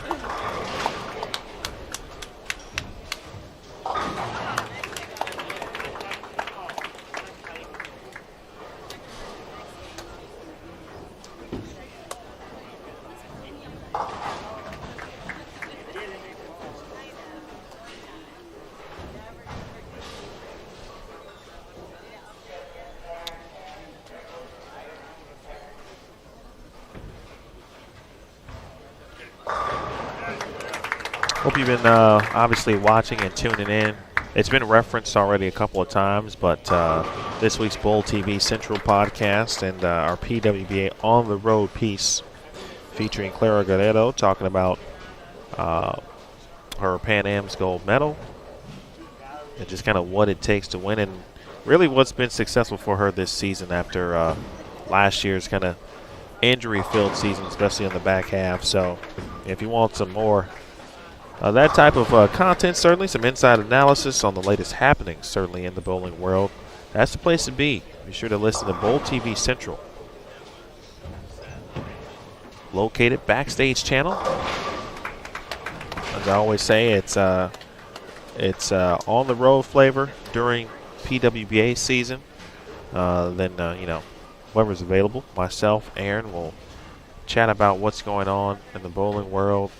In other cases, we'll probably get into a lot of collegiate talk as we reach that part of the season, which actually at this point is coming up. It's about 2 months away. But the way to do that, bowltv.com/backstage for Bowl TV Central. Yeah, I remember back when we bowled, the first tournament of the year was always the Midwest Collegiate up in Wauwatosa, like the first weekend of October. And now there are some college tournaments that are kicking off the second weekend of September. I mean, the season is starting earlier and earlier. You are correct. There's a few conference tournaments that typically kind of run at that time. And then, generally speaking, the first Tier 1 event has been historically the first weekend of October, which has been the Hammer Midwest Classic.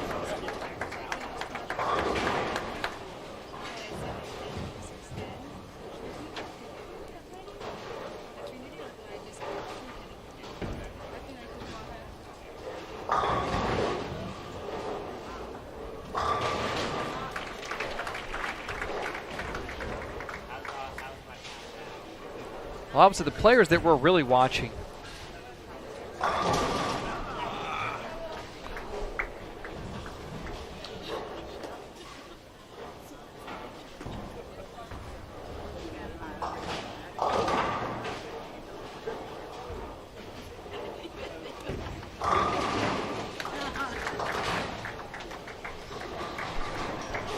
The players that we're really watching right now,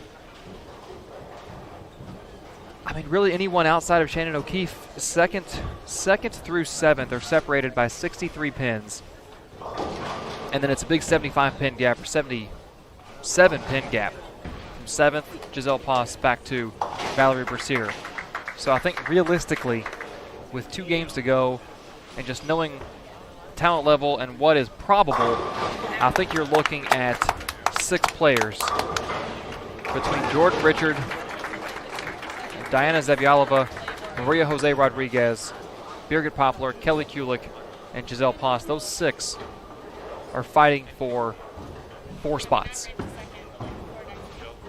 So if you kind of want an idea, in my opinion, of who we're watching, that's it. And as I say that, I look to my right, and Valerie Bercier, who started this game off spare 4-bagger.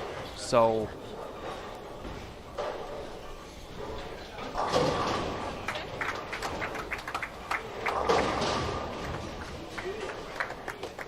while I would say it is not probable that a player is going to shoot 290 when called upon, with this talent, it is possible.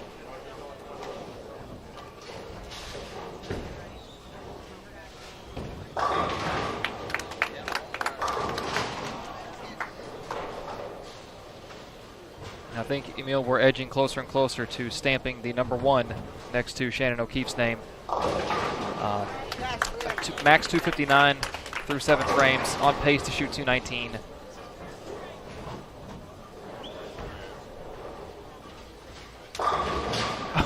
Good Lord. Good Lord. That one wiggled. It moved. I think it's spun. I'm speaking about an 8-pin that Zavialova left on lane 8, I believe. Yes. Man, I'm telling you. I told you on Thursday. 8 pins, like, I'm on an immediate alert if I see a string of those.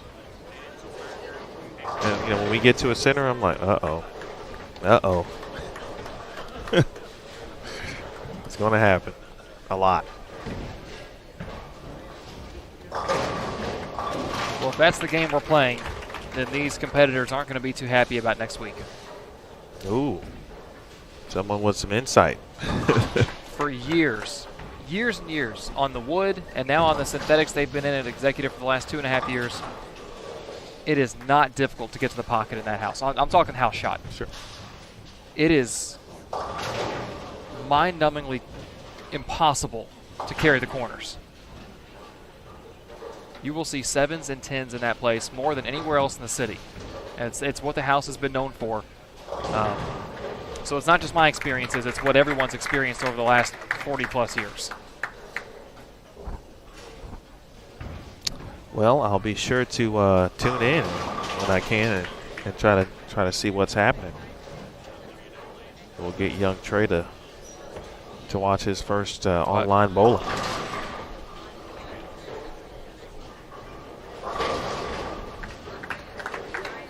Jordan made a ball change to start this game.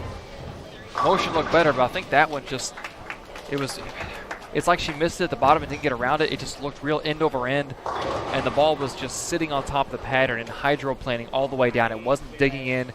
When it got to the back end, it just stood up a little bit, but it didn't make that move that a symmetric, you're going to expect to see a symmetric make, and it is a pearl, even with some surface on it.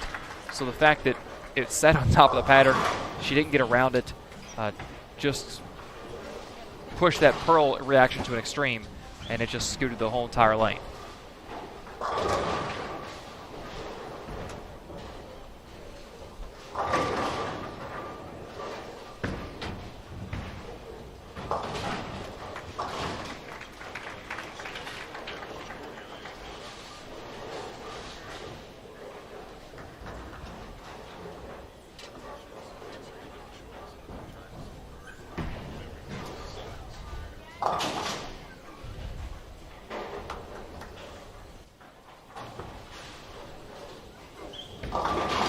Despite the split in the 7th right here in front of us from Rodriguez, she can still get into just over plus on pace, strike out for 230.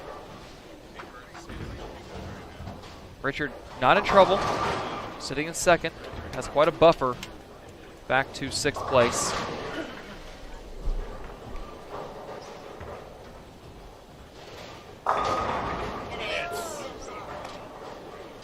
So long as she keeps making shots like that, the pins will fall. So it's not a panic time for Jordan Richard by any means. This was something that kind of happened to Jordan, and nothing has happened yet. But when the opportunity to kind of close the deal on making a cut earlier in the season, for example, she just missed the show in Cleveland, if my memory serves correctly. She finished 5th. And, of course, we take the top 4 in the standard event. There was one event she just missed, the round of 12. She finished, I think, 14th or 13th. And so earlier in the season, she was having some of those little difficulties. Actually, it was the next week. She finished 13th at the Twin Cities. And something she recognized early and was like, okay, that's not doing it. And then went on to win the next week in Lincoln. So, she doesn't mess around in regards to kind of identifying the things that are maybe hindering her at a particular time and keying in on them and trying to work and improve them immediately. And I don't know, it seems like that would be a rare trait for such a young player. Well, that's kind of what Clara talked about in your sit-down with her a couple days ago.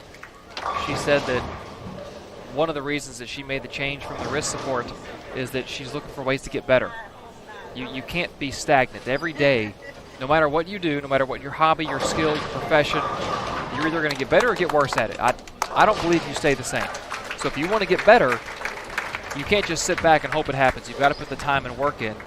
And that's, like you said, that's a trait that we don't always see in younger people. I don't want to say players because it's younger people of any sport or activity. But to hear that, it explains why she's had the success to this point that she's had and why she's continuously a threat out here on tour.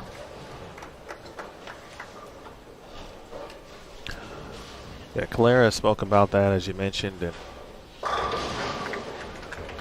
you see the traits, again, just talked about with Jordan. And I mentioned it earlier about last year's TV shows in August. Like, you know what? Last year I was happy to make TV. This year, I'm trying to win. Yeah.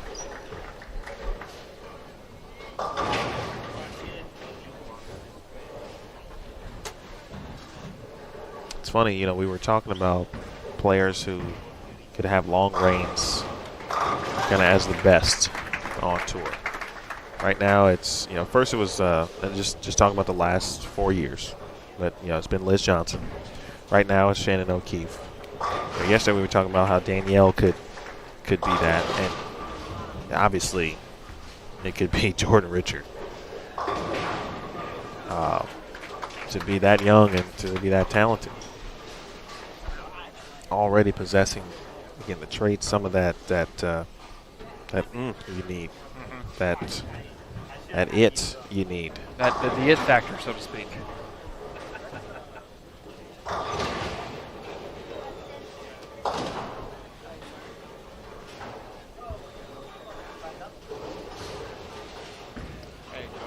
Oh. Jay Rich is going to throw a different ball. We'll try something on the fill.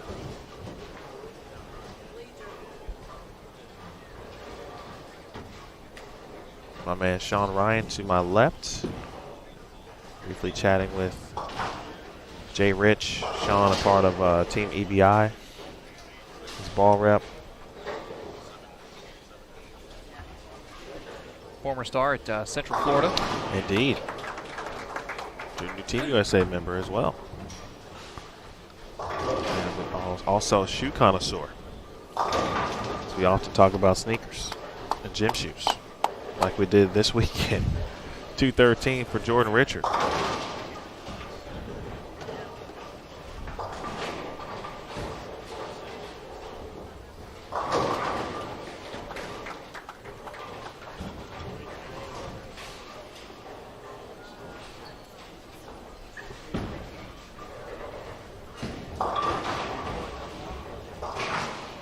Deborah, it has been a bit, I would say a minor struggle. 224, 180, 182, 230. So she sandwiched those games amongst one another and essentially kind of adding a few pins to her total today, but still with she just opened the ninth. There you go. So still with 10. a game to go. A double gets her to 2-0. And then it's up in the air, for game 6. Right now, though, she is going to lose ground to the 3 players ahead of her. Or at least to Poplar and Rodriguez.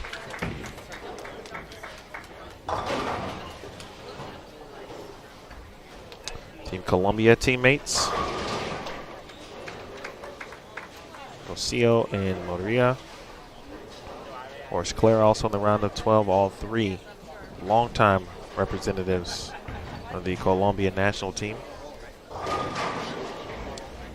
All 3 bowl collegiately, 2 at Wichita State.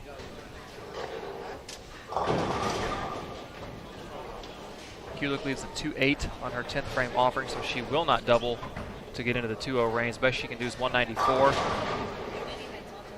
think Diana left a 10 pin. She did. So Diana can spare strike the 10th for 192.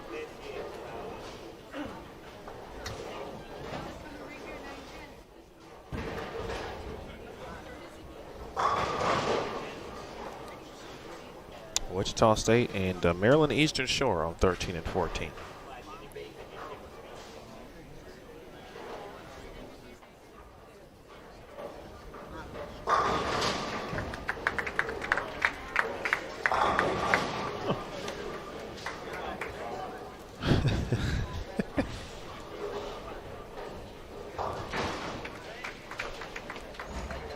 Would you want to be a single pin that defied Rocio Restrepo? I don't want to be any pin that defied Rocio Restrepo. That was arguably the greatest reaction I've seen from Maria, and I've seen a lot of reactions from her after a shot. That was an immediate, no, that's not the one. Nope. That was not quite going to work.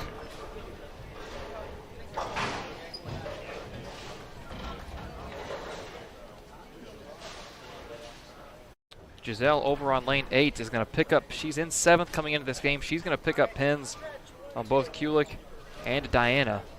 And what is a field that is tightening up there right around the cut. 217 for Giselle Poss.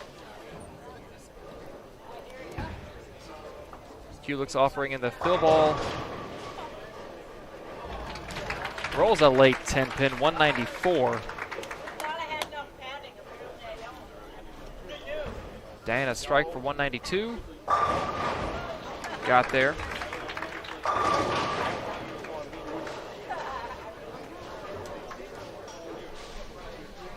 Last shot of the game from Claire Guerrero wraps up game 5.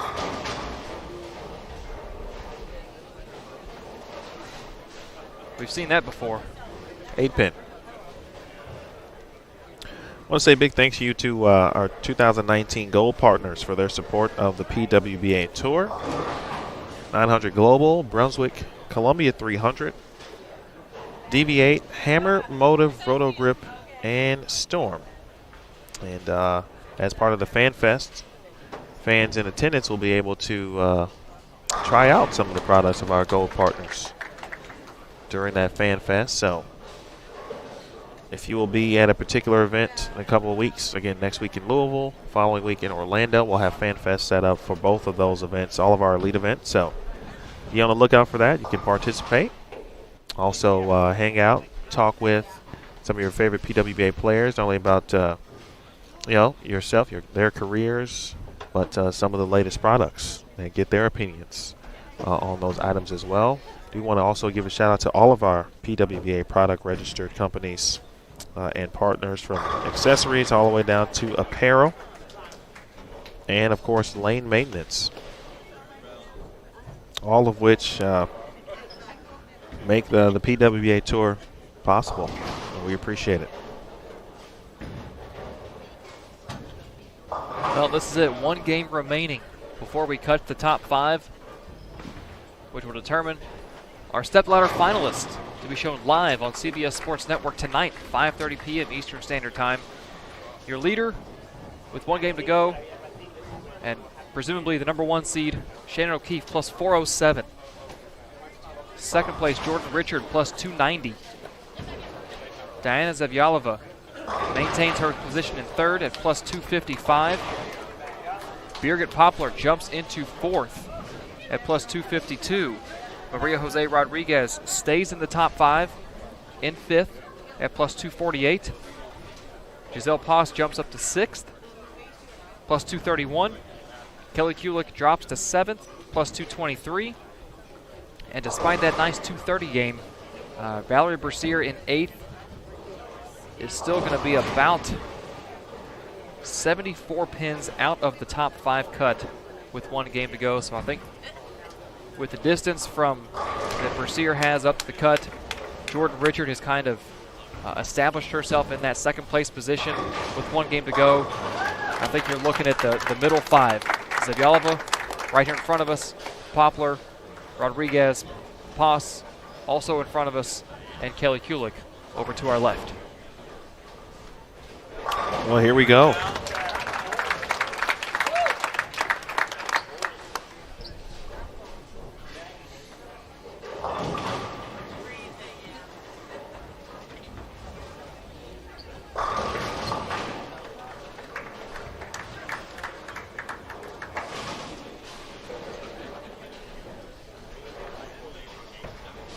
Again, it is a 5-player stepladder final.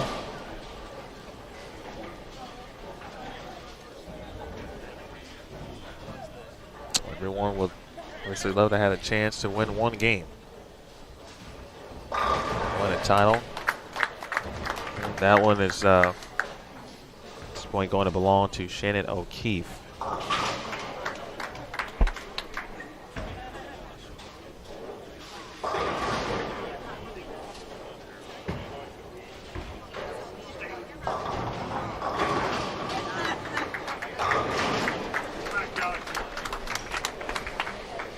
Well, not that she wants to hear it, but the best time to leave a split is your fill ball. The second best time is the first frame of the game. You're not going to lose count. It's not going to cost you a string. It's a good learning shot. You don't want to obviously split on the first ball, but you'd rather have it there with 9 frames to make up for it.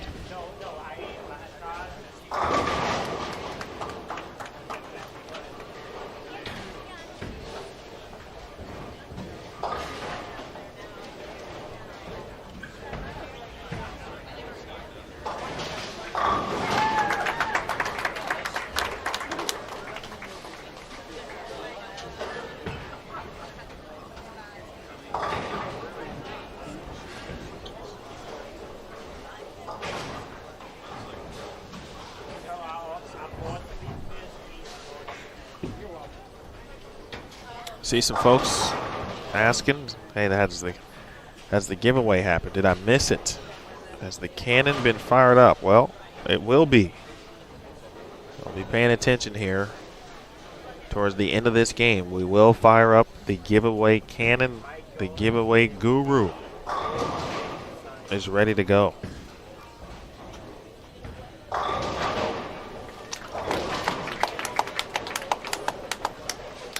As is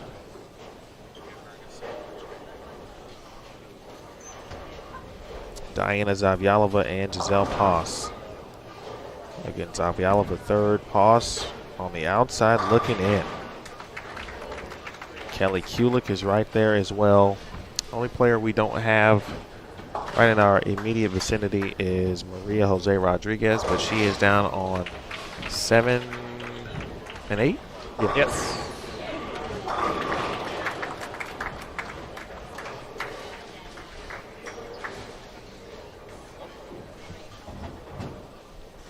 Birgit Poplar is one eyesight as well. And to be fair, all of the players are within eyesight, but in immediate view, we talked about yesterday with Summer looking down left to right.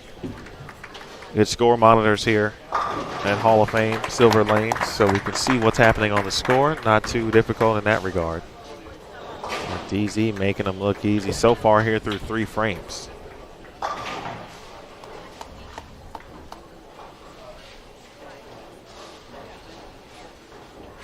Following the conclusion of this game, of course, we'll have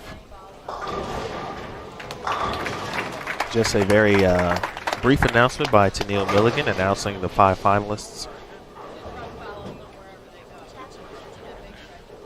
And then we will give way to CBS Sports Network. Oh. The 8-pin tried to stand up on Maria Jose Rodriguez. Something late came in, knocked it over, rolled it out. She'll catch a double after starting strike spare. And there's Kelly Kulik after that opening split. Made the proper adjustment. Has split the 8-9 the last 2 shots.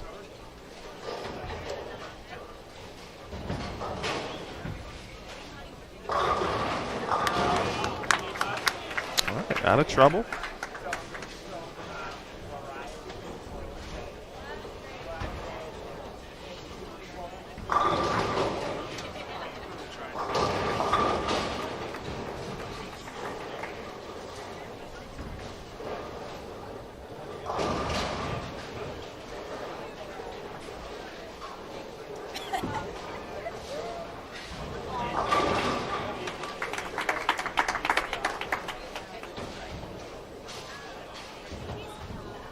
Del Paz with what I would call a growing fan base. When I talk to fans at various events, they often talk about familiar names, and then they get into a few younger players that are kind of making the steps away from becoming what you may call a quote-unquote household name, if you will. And Giselle Paz's name is often brought up by fans around the country as someone to keep an eye on.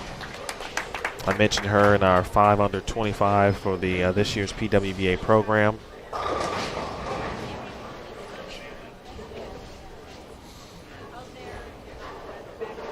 Birgit Poplar, by the way, has started with the front 6 on 9 and 10. Kulik looking for 3 in a row. Oh.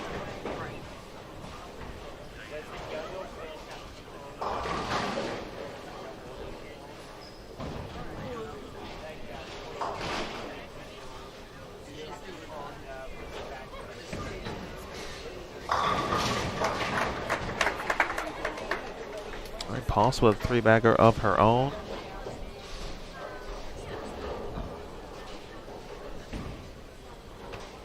By the way, I know there was, and we already answered it in regards to kind of the way the round of 12 works, but everyone is grouped by seed, basically entering the round of 12. So Shannon O'Keefe was the leader. Julia Bond was 12th, so they crossed together. 2, 11, 3, 10, etc.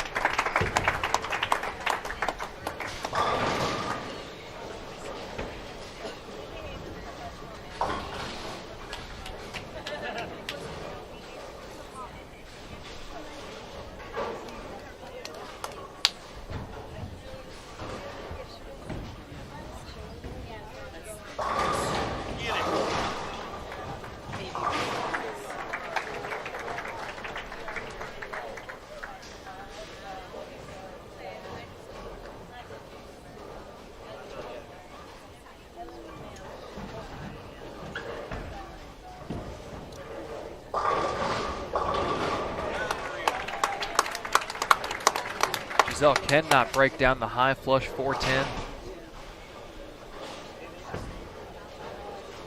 Meanwhile, on the far end of the house, down on 5 and 6, Jordan Richard, we talked about, 35-pin gap between herself and 3rd place. She's clean through 7 frames, caught a double early on. She's doing nothing to put herself in danger of losing that 2nd place position. The only concern that she may have is a couple of players behind her are striking at a clip that would surpass her if the pace continues.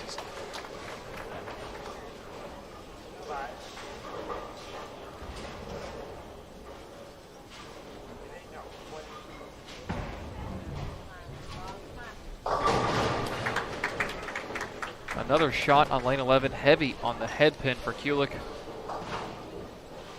2 splits and 3 shots over on lane 11.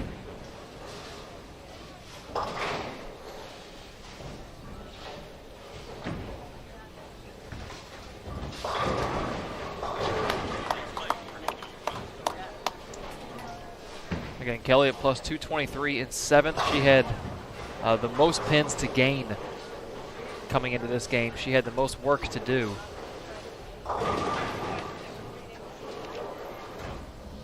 And just looking up and down the house at her fellow competitors in the standings, she is behind them. So Kulik not in a very good position halfway through, but as we know, a lot can change. Strings can be thrown, splits can not get broken down. We talked about Poplar on the front 6, spare strike in the 7th and 8th. Maria Jose Rodriguez, strike spare 5-bagger over on 7 and 8. She's currently in 5th place at plus 248.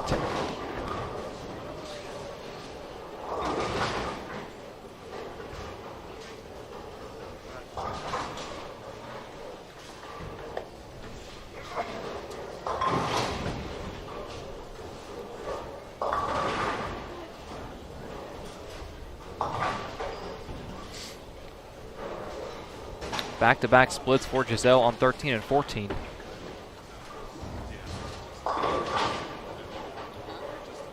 Again, the 2 players sitting in 6th and 7th were Kulik and Paas.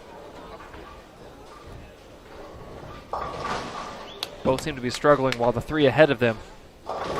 Poplar a max score of 279 through 8 frames. Rodriguez a max score of 280 through 7 frames.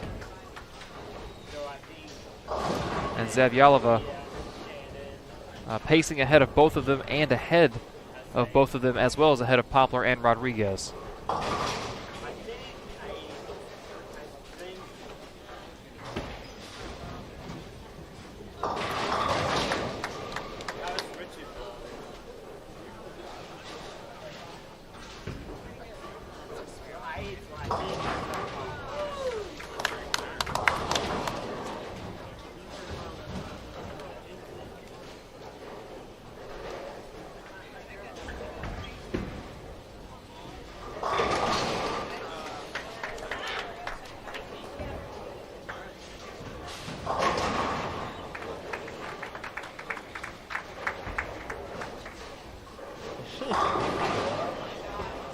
Indeed, yeah, or Saya, or both.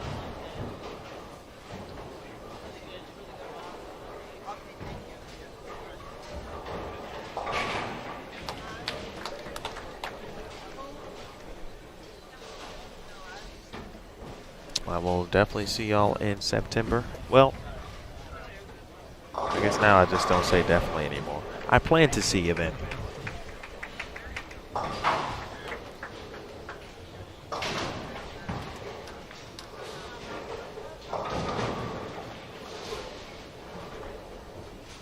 What do you think? What are you seeing right now from Kelly, just on the lanes? What's her balls doing that? Clearly looking for something that's just not quite there yet. If you assume optimum shot making, that's all we can do at this point, I would say that she's seriously struggling with her ball motion, especially on lane 11. When the ball hooked early on the first frame, she got in the right spot frame 3. It hooked on her in frame 5.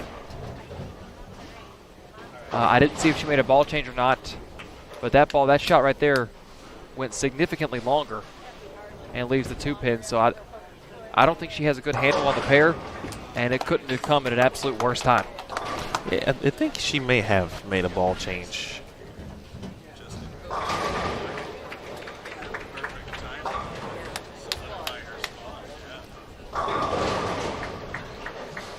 You're again a strike away from being in the 250s. And she's going to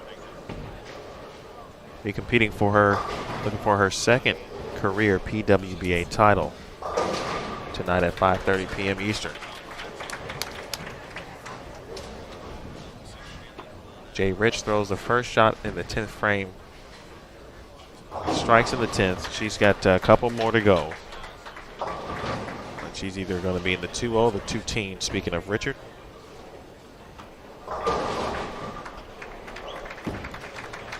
Poplar very well could end up being the number 2 seed.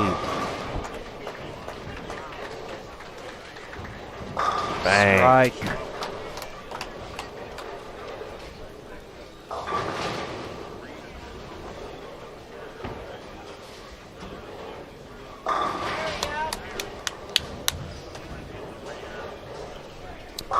Yeah, Rodriguez and Poplar and Zavyalova all safe. I think we're set. We are. It's just a matter of who's going to be where.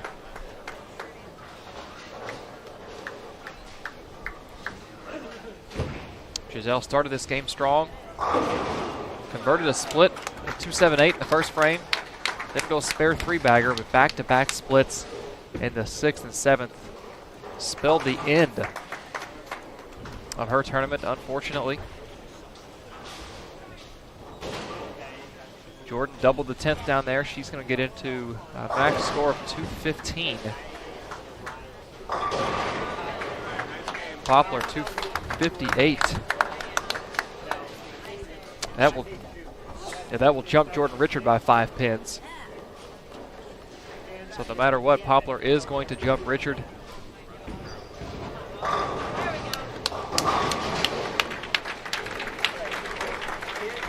Shannon O'Keefe shoots 206. She's going to be the number 1 seed. And in the books at plus 413. Easy. Big shot in the 10th frame. Told you this morning, Daniel Farish, that was the look of a young lady who looked to be TV ready. And she is going to return to television. First elite event for the 2nd consecutive season. She's going to be on the show. Speaking of Zavyalova. If Rodriguez can strike out, she will pass.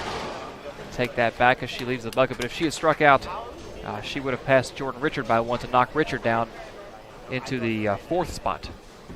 But she did not left the bucket. So it looks like unofficially we're going to see Shannon O'Keefe as your number 1 seed. Birgit. So where the 4 and 5 come down to these last 2 shots. If they both strike, if Diana and Maria both strike, Maria's at 286, Diana's at 283.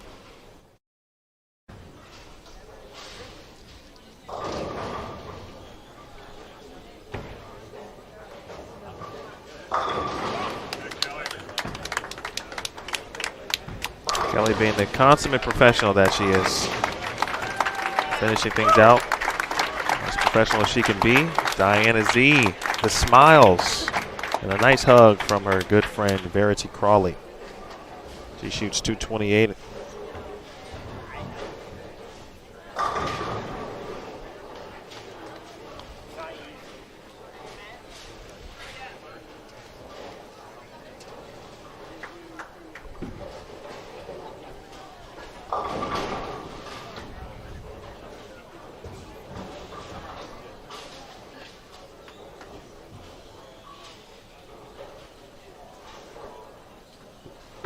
Strike here by Kulik will pass Giselle for 6th. And unofficially, Kulik will be 1 spot out, roughly 51 pins if she strikes here.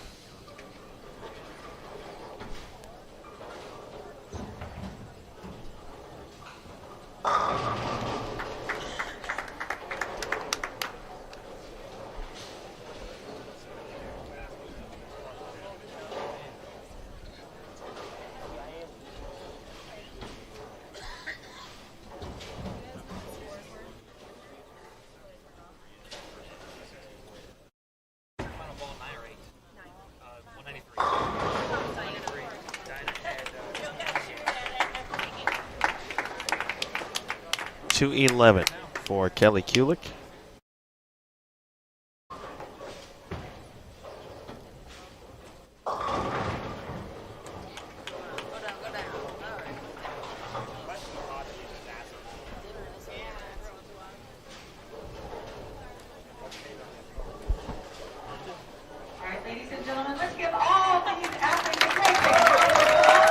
All right, here we go.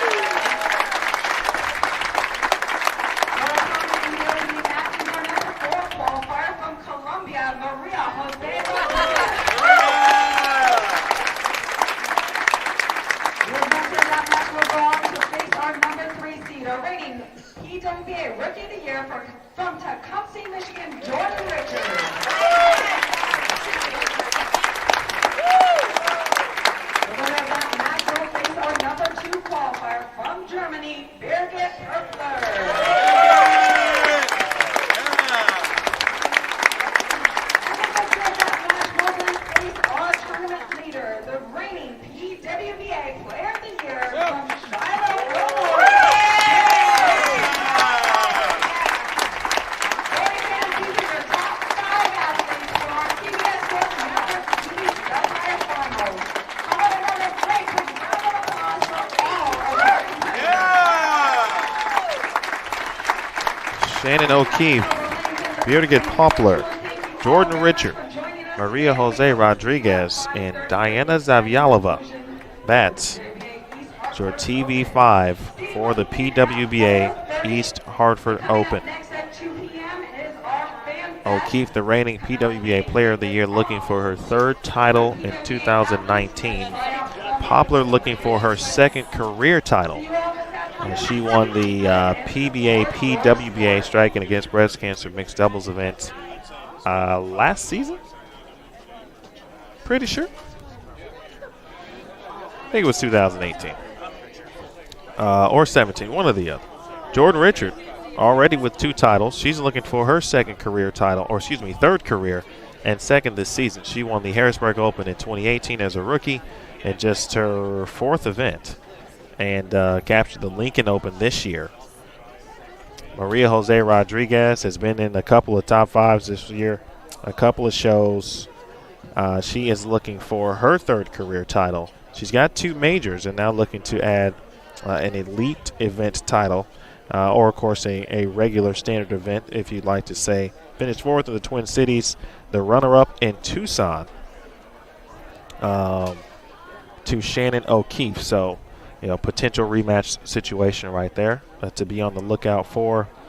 Diana Zavyalova. What do we say? We talked about her this morning. She's got 3 victories to her credit career-wise as well. 2 majors, both the USBC Queens, and again, comes out first part of the season, first elite event of 2019, and makes the show just as she did last year at St. Pete. She won last year in St. Pete. And, what's going to happen? Parrish, what do you think? What do you think about this top 5? I'm looking forward, and to go back, Poplar paired with Jason Sterner to win the 2017 PWBA PBA mixed doubles. I'm looking forward to seeing if she can continue this run after winning the PTQ, advancing through that from the 16 games into the round of 12, and then advancing from there onto TV. I want to see if she can continue this going, because as we see with, let's say, collegiate basketball during March Madness during the tournament, it's not always the best team that wins. It's the team that gets hot at the right moment. And I know that Shannon O'Keefe has been absolutely dominating this season and has been the best player, but in this instance right now, one of the hottest players in the field, the way that she's been working herself throughout this week, has been Birgit Poplar. So that's, I don't want to say my pick, but that's what I'm going to be watching for, is to see what she can do from that number 2 seed. Well, I'll tell you what, I'm going to, as I mentioned last night, I'm going to stay with that in regards to Jordan Richard.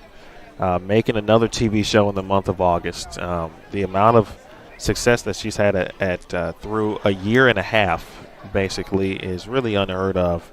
Last year, again, happy to make TV in August because of all the events that we had. This year, definitely looking to get the job done on television. I would watch out for that. I will watch out for Maria Jose Rodriguez. To me, she's looked very different the last couple of years, very hungry. Won the Tour Championship last year, almost bowled every possible game you could bowl, and the way the matches and the format were set up. Coming off a bronze medal at the Pan Am Games. I know she was dealing with some fatigue this week, as was the other players, Shannon included in that, Clara and Stephanie, and they both powered through. I would watch out for her. Diana's record on television is immaculate. As soon as the lights come on, she's like a different player. So, she's looking and ready to bowl, certainly on television. I like what you said about Poplar. This is her 2nd show, but she knows how to win. A lot of experience internationally, and I think that kind of goes understated. She knows what to do and knows how to play. And the winner of the PTQ, last year at this event, or the first elite event, Daria Payo won the PTQ, was the top seed at the event, the main event, and I said your phrase. And unfortunately lost to Diana, and she was the number 1 seed. Can Birgit do it? And, of course, Shannon O'Keefe. What else? What can you say at this point that hasn't been said about Shannon? She continues to rewrite the history certainly for herself and continues to add her name in the PWBA history books. She's got 10 career titles. She'll be looking for number 11. She'll be looking for title number 3 this season. If my memory serves correct, it's been a long time. It's been a few years since someone has won 3 titles. Liz Johnson was the last person to do it. Looking for her 2nd consecutive PWBA Player of the Year. Man, we've got this is just the beginning of August, and we've got a star-studded field. Any final thoughts? I mean, you kind of much wrapped it up. The one player that I was going to say that I'm looking forward to seeing later on this evening is Maria Jose Rodriguez. She stormed through the standings last night in that second 8-game block to shoot 1,800, out-averaged the entire field the entire day in those 8 games. No one had a higher 8-game block than she did. Almost had 800 in the middle 3. And if she can catch fire the way she did yesterday, this evening on the TV pair, I don't know if anybody can beat the look that she had. I like it. I like it. It's interesting. But 5:30 p.m. Eastern Time, CBS Sports Network. Before I do depart, certainly want to thank everyone. I've been responding to a few people for all of the kind words and best wishes, well wishes to myself and my wife as we get set to welcome in our young son, Emil III, also known as Trey, into the world. That process will begin on Tuesday, and I'll be out for at least 2 events, and that is why the gentleman that you did hear from this weekend, who has been in the booth with me, Daniel Ferris, will be here to help us, along with Aaron Smith and Jason Thomas and Brandon Howden, take you through the next couple of events until my return, which at this moment is kind of playing for the Players' Championship. And if it's not there, then it certainly would be the Tour Championship. It is a boy. The best advice, I've gotten a lot of advice, obviously, but the best one came from Andrew Lowy. He basically said, make sure you get that diaper in a prime position to cover up the young man so they won't get you in the face. So I kind of keep that one in the front of my mind. Daniel, want to thank you. Excellent work, my friend. We've known each other for a few years now. And first time we really got a chance, or second time, really. We did something way back when, called a collegiate event back in the day. But appreciate all your hard work, and welcome to the squad. Thank you. I've enjoyed the last 2 days. I enjoyed everything I've done with the USBC, from the OC to Junior Gold, now here. And not looking past tonight, but I'm looking forward to getting back to my hometown next week for that event, and then heading down to Orlando. I want to thank Jason Thomas. JT will be out, of course, at all of our remaining TV events as well. Greg Moore, handling business in our event and TV setup and production. I want to thank Brent Howden, our maestro, doing a fantastic job as always. Stepped his game up this week with the giveaway Power Hour. That simply is amazing, what he did yesterday, and I think we can expect that. You as fans can expect that from Brant for the rest of maybe for the rest of our time this season, but certainly the elite events. And also Aaron Smith, A.A. Ron, where are you, A.A. Ron, for all of his hard work. I'll be a brief recap. Of course, expect our recap tonight. Curtis Von Kruger out getting shots of the players, which you might see tonight on CBS Sports Network. Well, that'll do it for us. So at least for me, for perhaps the final time in August, I say so long from Hall of Fame Silver Lanes in East Hartford, Connecticut. Dave Ryan and unfortunately, in that sense, Kelly Kulick will have the call for you tonight. I know Kelly certainly wanted to be a part of the festivities, and as well she should, but she will quickly transition from player to broadcaster in that sense. So for all involved, my name is Emil Williams Jr. We will see you again next week in Louisville for the Pepsi PWBA Louisville Open. I'll be watching as a fan this time around for the next couple of weeks, and then I'll see you back hopefully at the Cubica AMF PWBA Players Championship. So for all involved, we will see you all. Don't forget, 5:30 p.m. Eastern Time on CBS Sports Network. We are live, and we've got 5 talented individuals. Shannon O'Keefe will be your number 1 seed, followed by Bjornegit Poplar, Jordan Richard, Maria Jose Rodriguez, and Diana Zavialova. This has been a presentation of the PWBA East Hartford Open. You watched it live, and you watched it only on Bowl TV. Good night, folks.